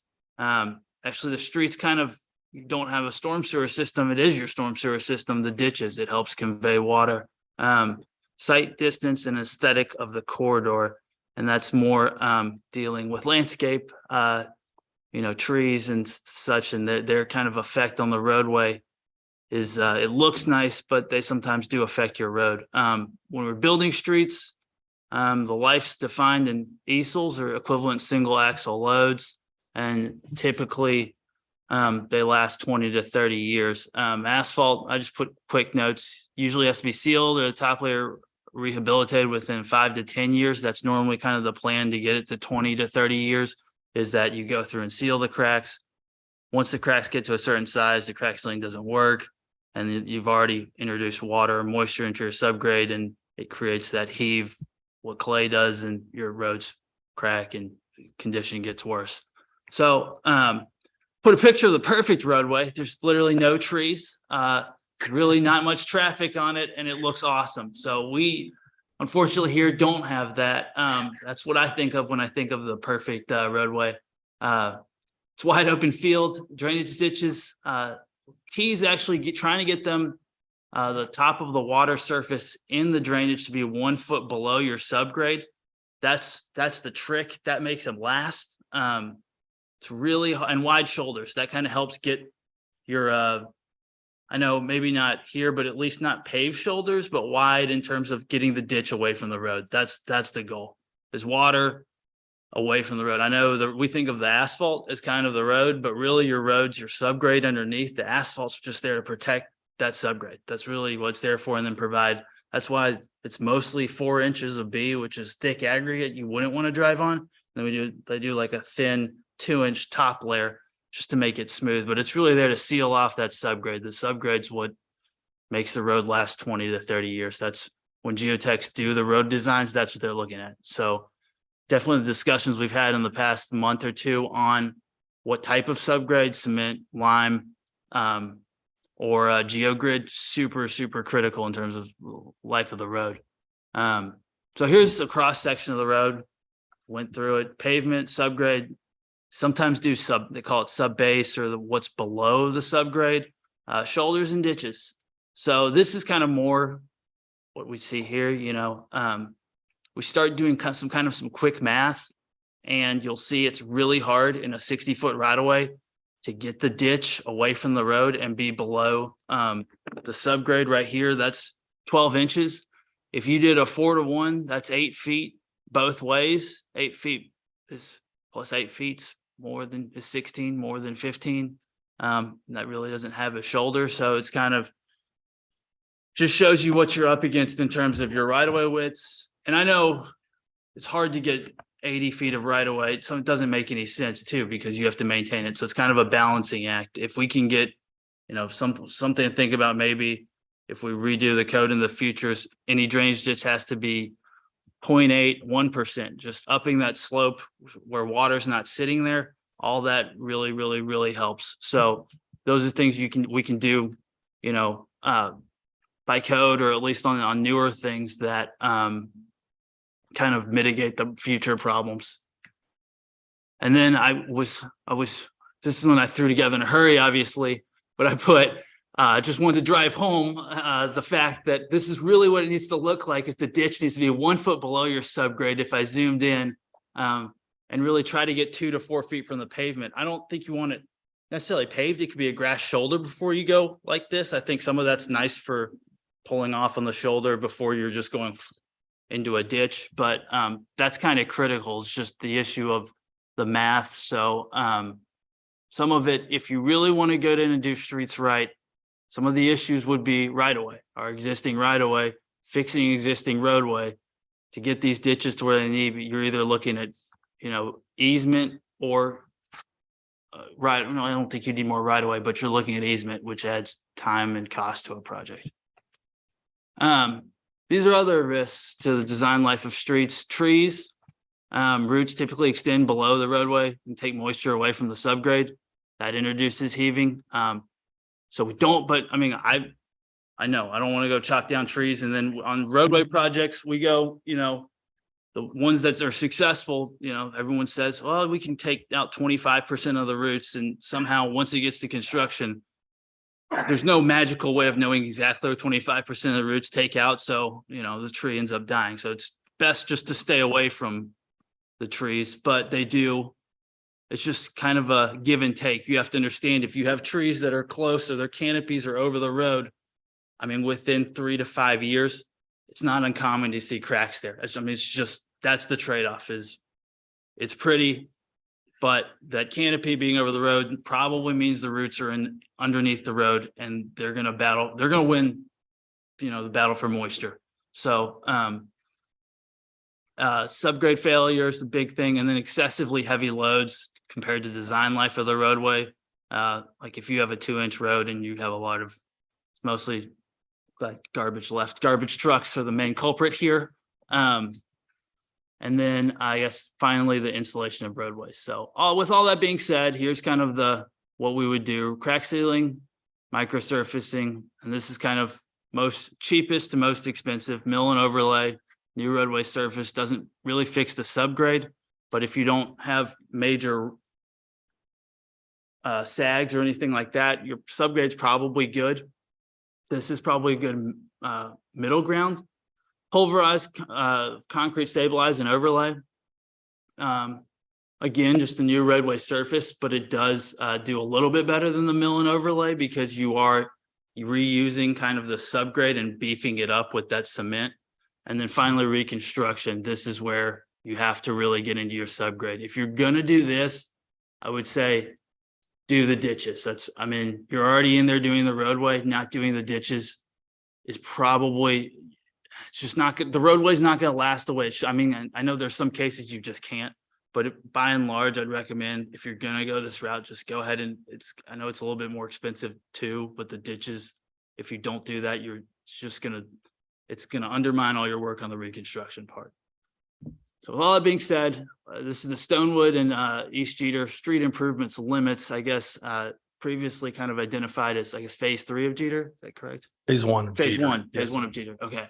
And then Stonewood Boulevard. And Stonewood Boulevard, I know is more mill and overlay work than reconstruction, at least as I was shown the original. What was That is what it was in the original, yes. Yes. So I think within the budget, we can do alternatives. That's probably the best way to attack this.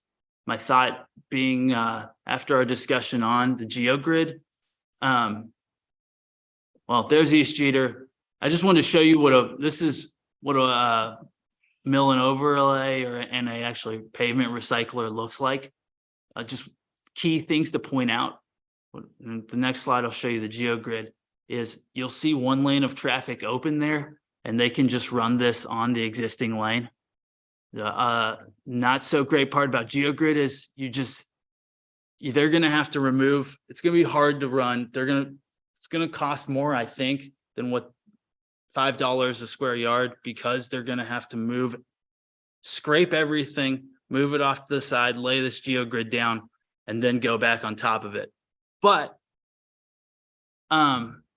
if it works, or even if it didn't work as well, I think you could, and I know maybe you don't want to do it for the whole section, you could cement treat and just overlay that section. If everything else is done, that's kind of a good treatment for the GeoGrid area. So I think that would be I don't know if backup, maybe if it's for some reason wasn't working, but I do think it would do better than, seems like it would be better than lime and cement in some cases, especially if you have moisture, just because of what happens with clay.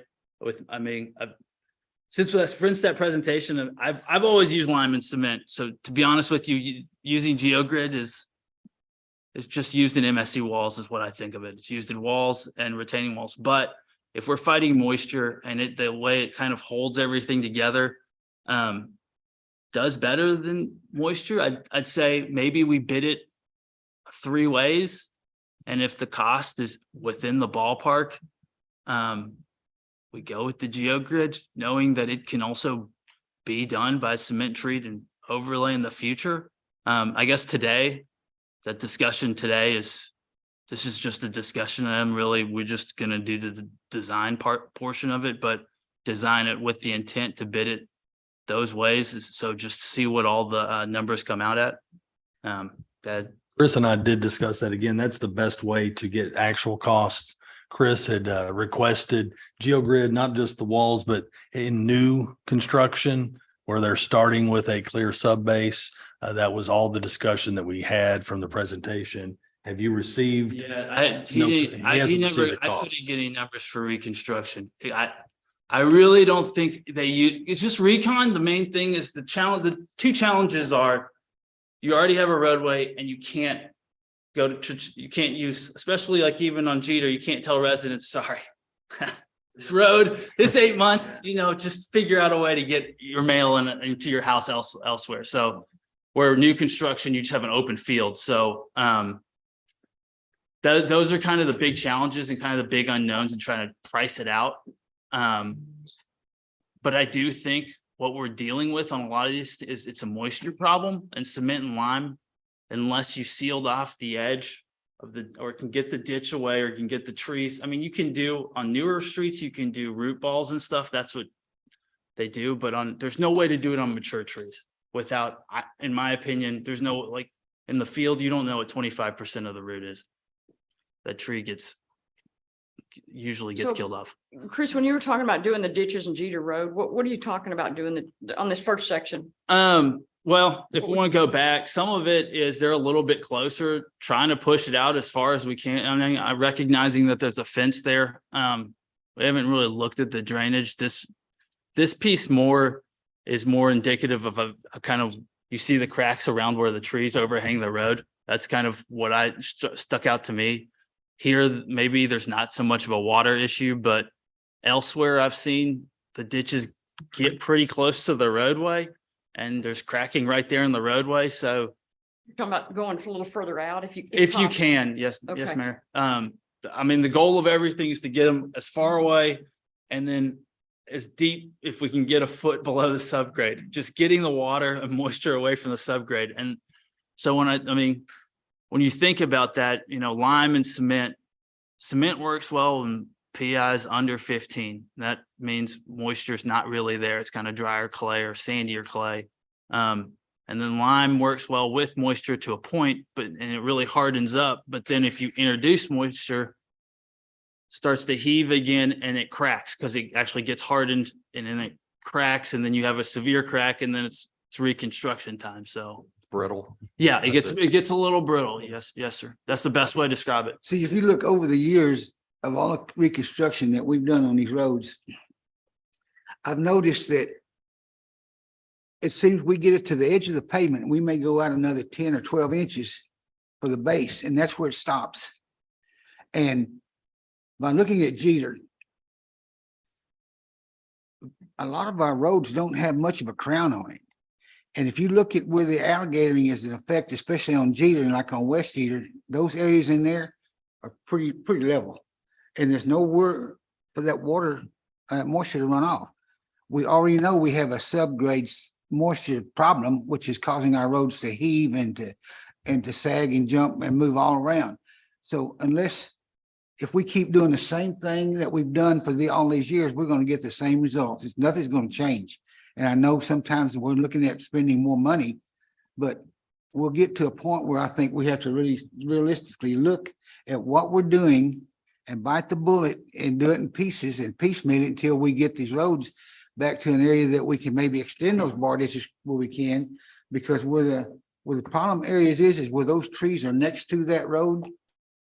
And even if we widen the bar ditches, that's not going to eliminate those tree roots. Yes, sir. Yeah, I think you just have to recognize with the trees, it's a trade-off. You're trading off. You're going to be fighting cracking and road conditions or you cut down the tree, which one would you rather have? I think it's the cracks probably. I think that would be highly. Yeah, I would accepted. I would rather have the cracks in the tree. Yeah. Right. I think everyone here would, Yeah. it's a discussion of those two because the trees, there's not the ditch. Yeah, you're right. Like pushing the ditches out, we could make them 10 feet deep. If the tree roots are underneath the road, they're getting moisture better than the roadway. I think a lot of it has to do with the topography of the land, because if you go to West Jeter from Gibbons, West Jeter out toward Frenchtown, that is a long stretch. There are overhanging trees.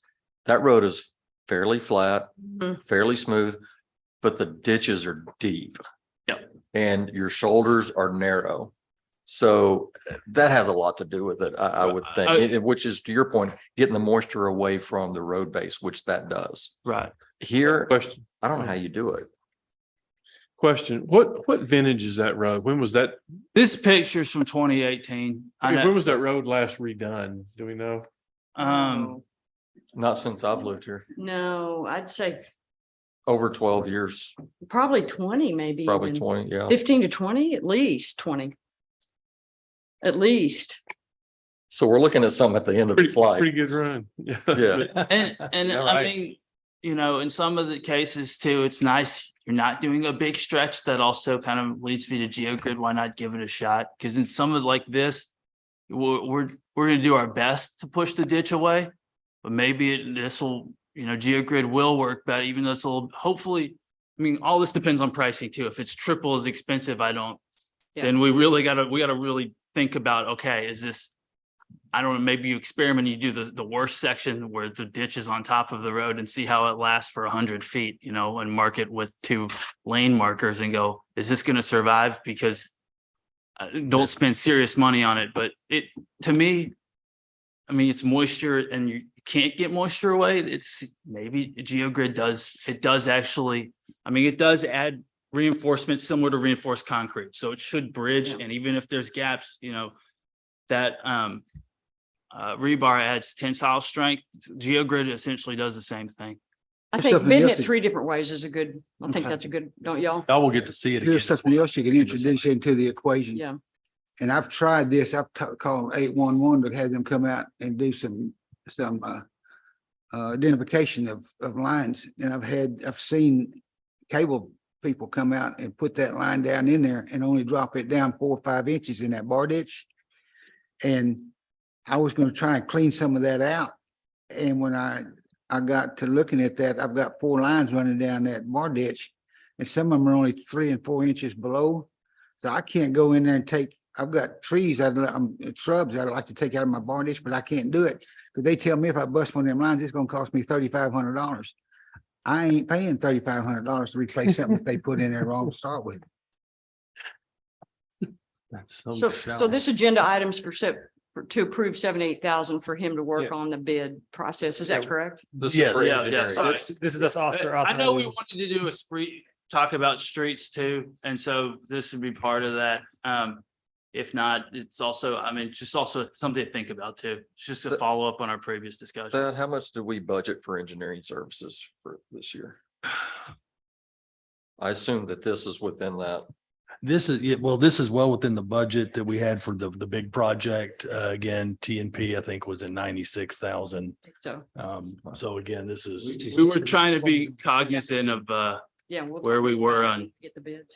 he's trying to help me manage the budget, but again, we're likely to go a little bit over anyway, just because the first 4 or 5 months was with the other So when company. he comes back with the bids, we'll discuss certainly the options and Yes. what we think. So do we have a motion on approving the 78,000?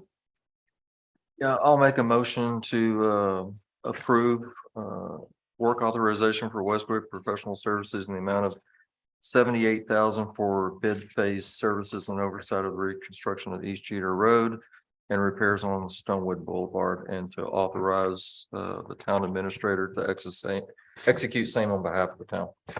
Second. All those in favor? Motion carries 4-0. Thank you, council. Number 10, update on Ram Hill transmission lines meetings. I asked to put this on the agenda. Went to the second meeting on March the 24th with the mayors and Encore. And basically, they've taken the transmission lines from Argyle and out of Bartonville and moved them all south to 1171. And so it looks like, as of right now, Bartonville's clear and Argyle's pretty clear of all the transmission lines. Right. They, Encore had asked if we might want to do a resolution or something like that, because they want the cities to sign on to this. So Ed, if I'm going to have another meeting on Thursday, we could do a resolution or something like that if we wanted to, or what would you say? No, or what? No, not tonight. I mean, in the future, if they want us to do a resolution, just basically saying, oh, we agree, moving these transmission lines south out of our town is great. Yeah, we can do that if that would satisfy them. Because Encore had mentioned something like that. Yep. So, okay, I just wanted to bring that up and update everybody as to what the latest was on those transmission. Great. Yeah, Yeah. definitely, Great news. definitely. Glad it's out of our town. Citizens as well. Yeah, because we had 4 lots, I think, on Glenview, the back of Glenview, that were going to be affected by them. Yeah. So that was good. Great. Number 11, discussion on nomination to slate of nominees to Denco 911 District Board of Managers. Tammy? Thank you, Mayor. You get this every year. The Denco 911 district serves as your agency for 911, and due to state law, there are participating representatives that are elected by municipalities. Each year that since I've been here, my tenure, it's been Jim Carter and Sue Tamel of Copper Canyon. So they are asking if the letter is, if there's somebody we want to nominate. Sue Tamel, it's her term. She is wanting to continue to serve. This is to give you an opportunity. So for next month, do you want to bring a resolution forward supporting Sue Tamel, or do you want to contemplate submitting somebody else's name? Okay. And I believe somebody signed up to speak. Thank you. Mr. Carter?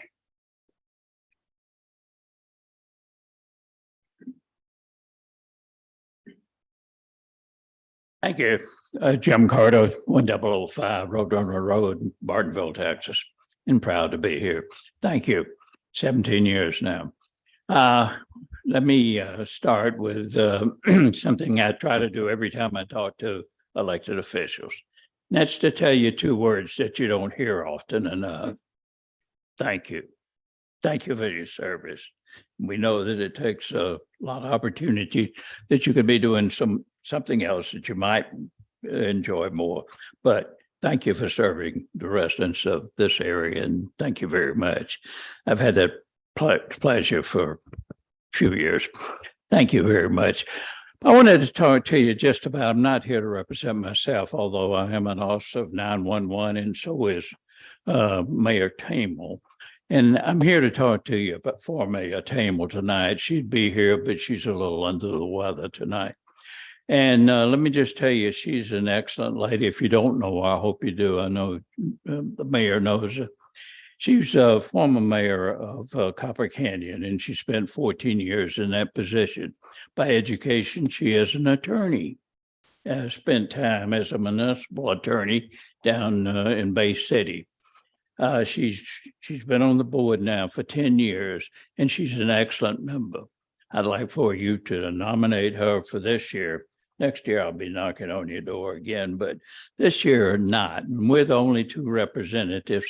And during the time that we've had 911, she and I have been on the board, there's been quite a few accomplishments that she's certainly been involved in, one of which we built a facility adjacent, because of if you had a terrorist attack or something, the first thing that a terrorist would try to knock out is communications, to emergency communications.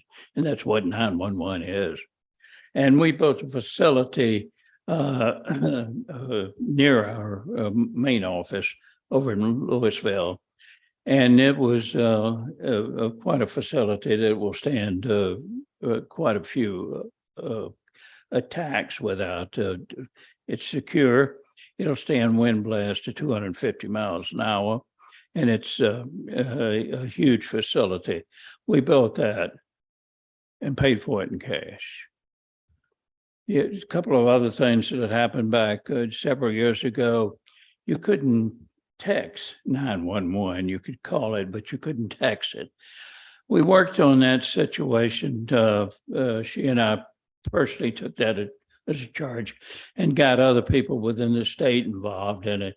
And today you can text 911. Consider that if you're handicapped and couldn't speak, as an example, or maybe if you're as a hostage in a discussion would instigate a discovery.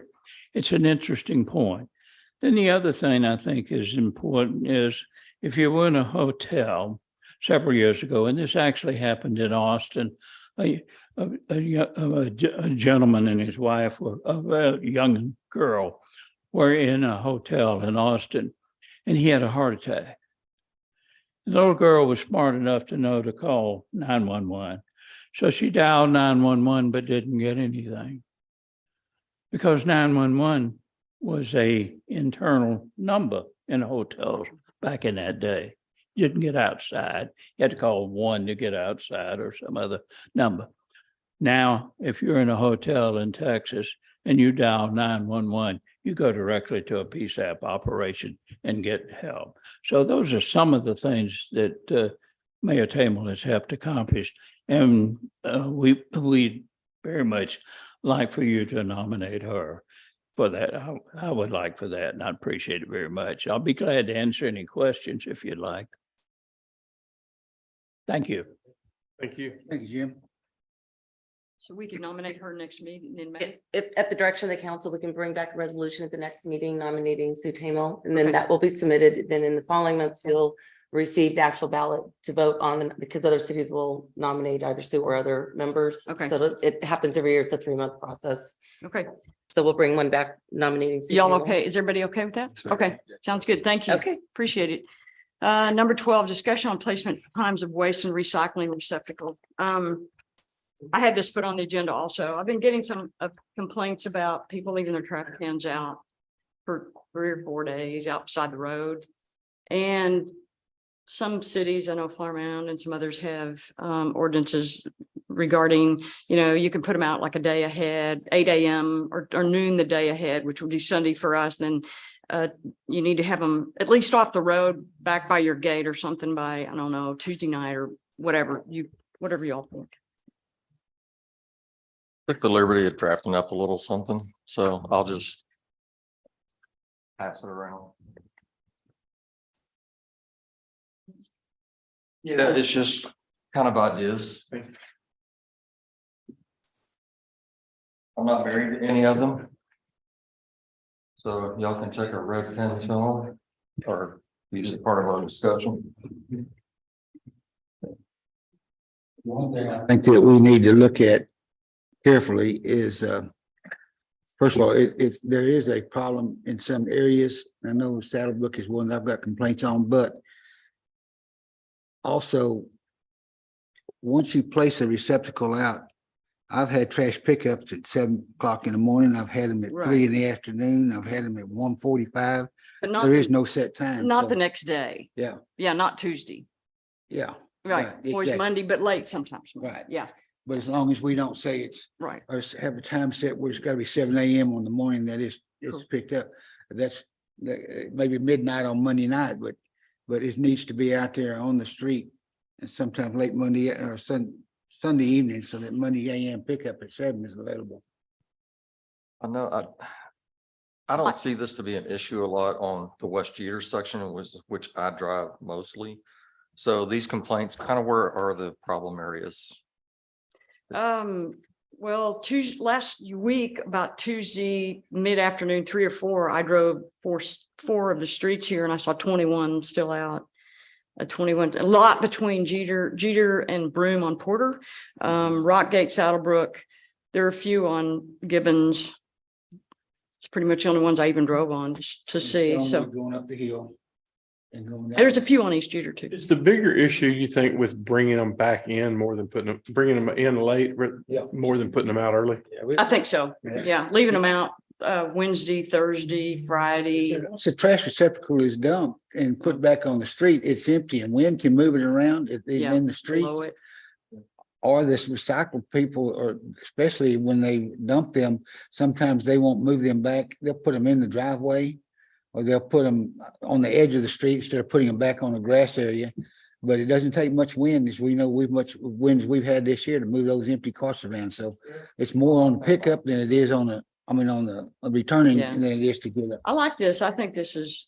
I made the time placements a little liberal. I People mean, if people want to make them more liberal or less liberal, it's open to discussion. So, Question for you. yeah. So I'm reading this, Keith, and it says, shall be placed at the designated collection area by 7 a.m. on the day of collection. Or noon the day before. I'm just making sure I read that. You're not saying that you can't put it out until 7 a.m. So it needs to be out by 7 a.m. Basically, I think 7 a.m. is the designated time that the waste provider says you need to have your. But are you saying to have it out there, that everybody has to have it out there by 7 a.m. or not Yeah. before? Yeah, that's, if I recall, our waste provider, they said, you gotta have your trash cans out by 7 a.m. if you want them to pick it up.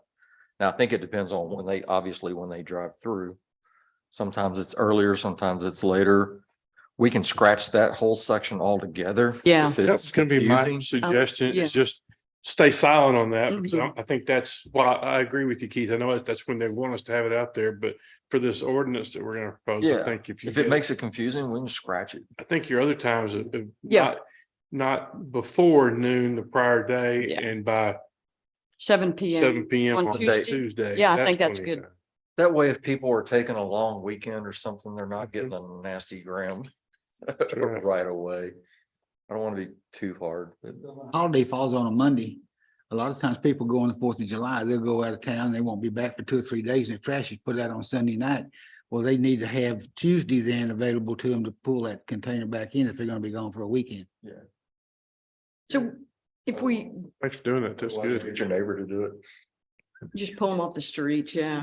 So if we did that, would code enforcement come on Wednesday possibly? And Or you could do that? our existing code enforcement contract is Tuesday. He does East Texas on Wednesday. He's way out in East Texas. I do have the authority to cite violations. Need something else to do, I think. Yeah, we need spare That take lunch, you ride around and eat lunch. Honestly, this doesn't bother me at all. The one thing, just as y'all know, I drive around a lot. I think everybody here knows what car I drive. The one thing on this one, Councilman, is placed in a screened area. I know a lot of places just move them inside their gate and you can still see it. So I don't know if y'all will end up with issues there. I'd have to be citing people if they just got it off the street and inside their gate, if they left it there. And that's open for debate as well, whether it's inside the Right. gate or it's screened. I don't care. That's y'all's call. I just know that I see a lot of it. I'd be, I mean, from my own personal experience, having them in a screened location means dragging them Yeah. to the back 40 of my property. I'd Well, rather, it's screened or otherwise not visible. See, mine kind of sit in Just front of off my the street. garage, my Off rose the bushes. street I back don't- by the gate or something. Yeah. I mean, So- we drag ours all the way down the driveway, but there's, I mean, if you stand in my driveway, you can see my trash cans. It's not. You write it down. Ed? Scratch. What about behind the beginning of the easement? That covers it As all. long as it's You back actually on go your to my house. property. Back by the gate. Or and that be your I think easement. it's, as long as they're back That'd on be your inside property the line. gate. 35 foot from the center of the road. Back by the gate. The concern is that they're on the street. Is that right? Yeah. Yeah, get The off the concern is that street. they're on the street. I think we should, without trying to over-engineer this, and this is very good. I think we're on the right track here. You're not gonna hurt my feelings. I don't think we need to over-engineer this. Just Right. they need to be recovered from the street by Tuesday evening, if that's what if that's the concern is. Your Clay's comment I did not know. Do what? inside the easement. Yeah, just in. Actually, behind property line would be Inside preferred the because that all, property Property yes. line. The easement is all out If you that even way. what 35 foot from the middle of the street, if you put it back there, then it's gonna be on your property and it's not gonna be in the street. Some people won't have fences, or as long as it's inside the property Inside line. their property Inside line. the property line, I'm fine with that. Keep it simple.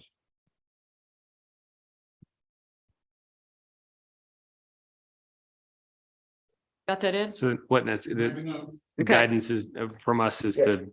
Yeah, Ed, what are draft your an thoughts on ordinance the to that effect. the verbiage?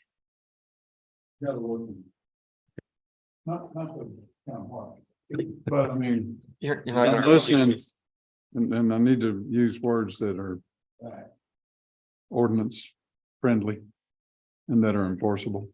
And so I'm making notes about what The parameters are.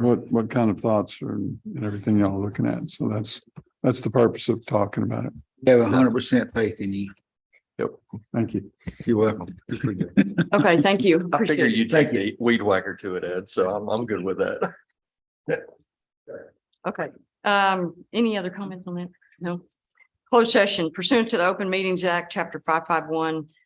The town council will meet and close executive session in accordance with the Texas Government Code, #1, Section 551.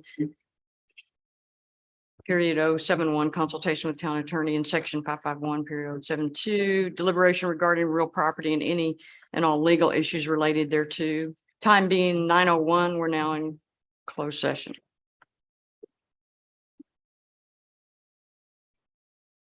Wait, they're leaving. Let's stand up.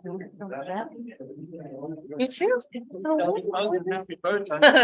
You'll probably be asleep by the time I get home, which is okay.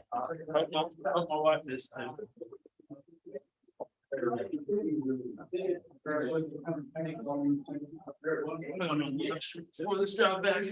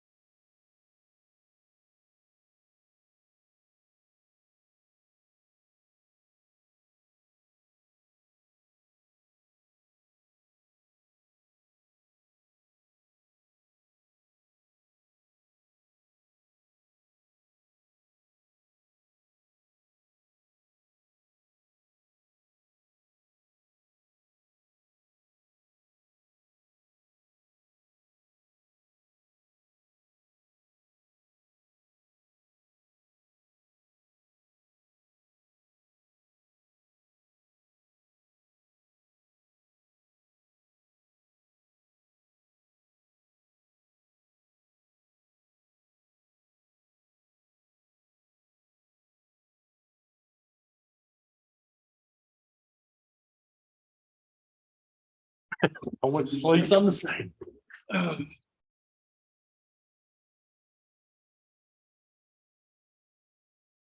Time being 9:20, we're reconvened into open session. No action taken? No action taken? Future agenda items? Yes, I got one I want to discuss, or at least put out there. You know, everyone knows, tomorrow is the Medal of Honor parade. And I know that, and I thought about this last year, and it's time got by, and before you know it, another years went by, but this year they've got like 33 police departments represented. They've got 14 fire departments. They got 5 volunteer organizations. And if you've ever been to one, get out here on 35 tomorrow afternoon, maybe around 4 o'clock after they leave the airport. And all the way you go to Gainesville, every overpass, you're gonna have vehicles up there with big flags, pickup trucks with driving down the roads. The roads are gonna have kids standing in it waving flags. I mean, it's really moving. And I think that as big as it's getting now, they're talking 8 to 9 miles of backup tomorrow for this parade, that it wouldn't hurt for Bartonville to have a person maybe in the future to represent us to go ahead and participate in there, maybe from our police department. Next year? I mean, it's just a discussion, because I know, you know, Mark Weber is one, it was his Ron and Margaret's son that passed, that lost his life. Of course, he's not a Medal of Honor winner, but, you know, he did get the congressional recognition as well as the meritorious from the Air Force. So he gave his all, and unless you've been in the military, you know that when you see these Medal of Honor, especially the ones that are still alive, participate in this, it's quite moving. There are people that have been awarded the Medal of Honor, correct? Yes. Oh, yeah. Yeah, they're Medal of Honor recipients. I don't know that we have any Bartonville residents that have received I think we do. one that I know. I actually of. sat on the board that created that in Gainesville. Really? But the thing is, the closest to that would I be can't the believe Air it's still Force going. Commendation Medal, It which got so Mark is big. gonna get given it. But just for discussion. May's agenda? Okay. Is it? Okay. I got one with it. It's just a question. I know it's late, guys, but I wanted to ask this because I've been asked. Do we have any control input into the people that come in and trim the trees around the highline wires? None whatsoever. CoServe does that. They contract with the company. They're the 800-pound gorilla, and they cut them the way they want to cut them. You know, they used to come through every 2 or 3 years and cut them a little bit. And they come through like 3 years in a row and they just keep getting lower and lower and lower.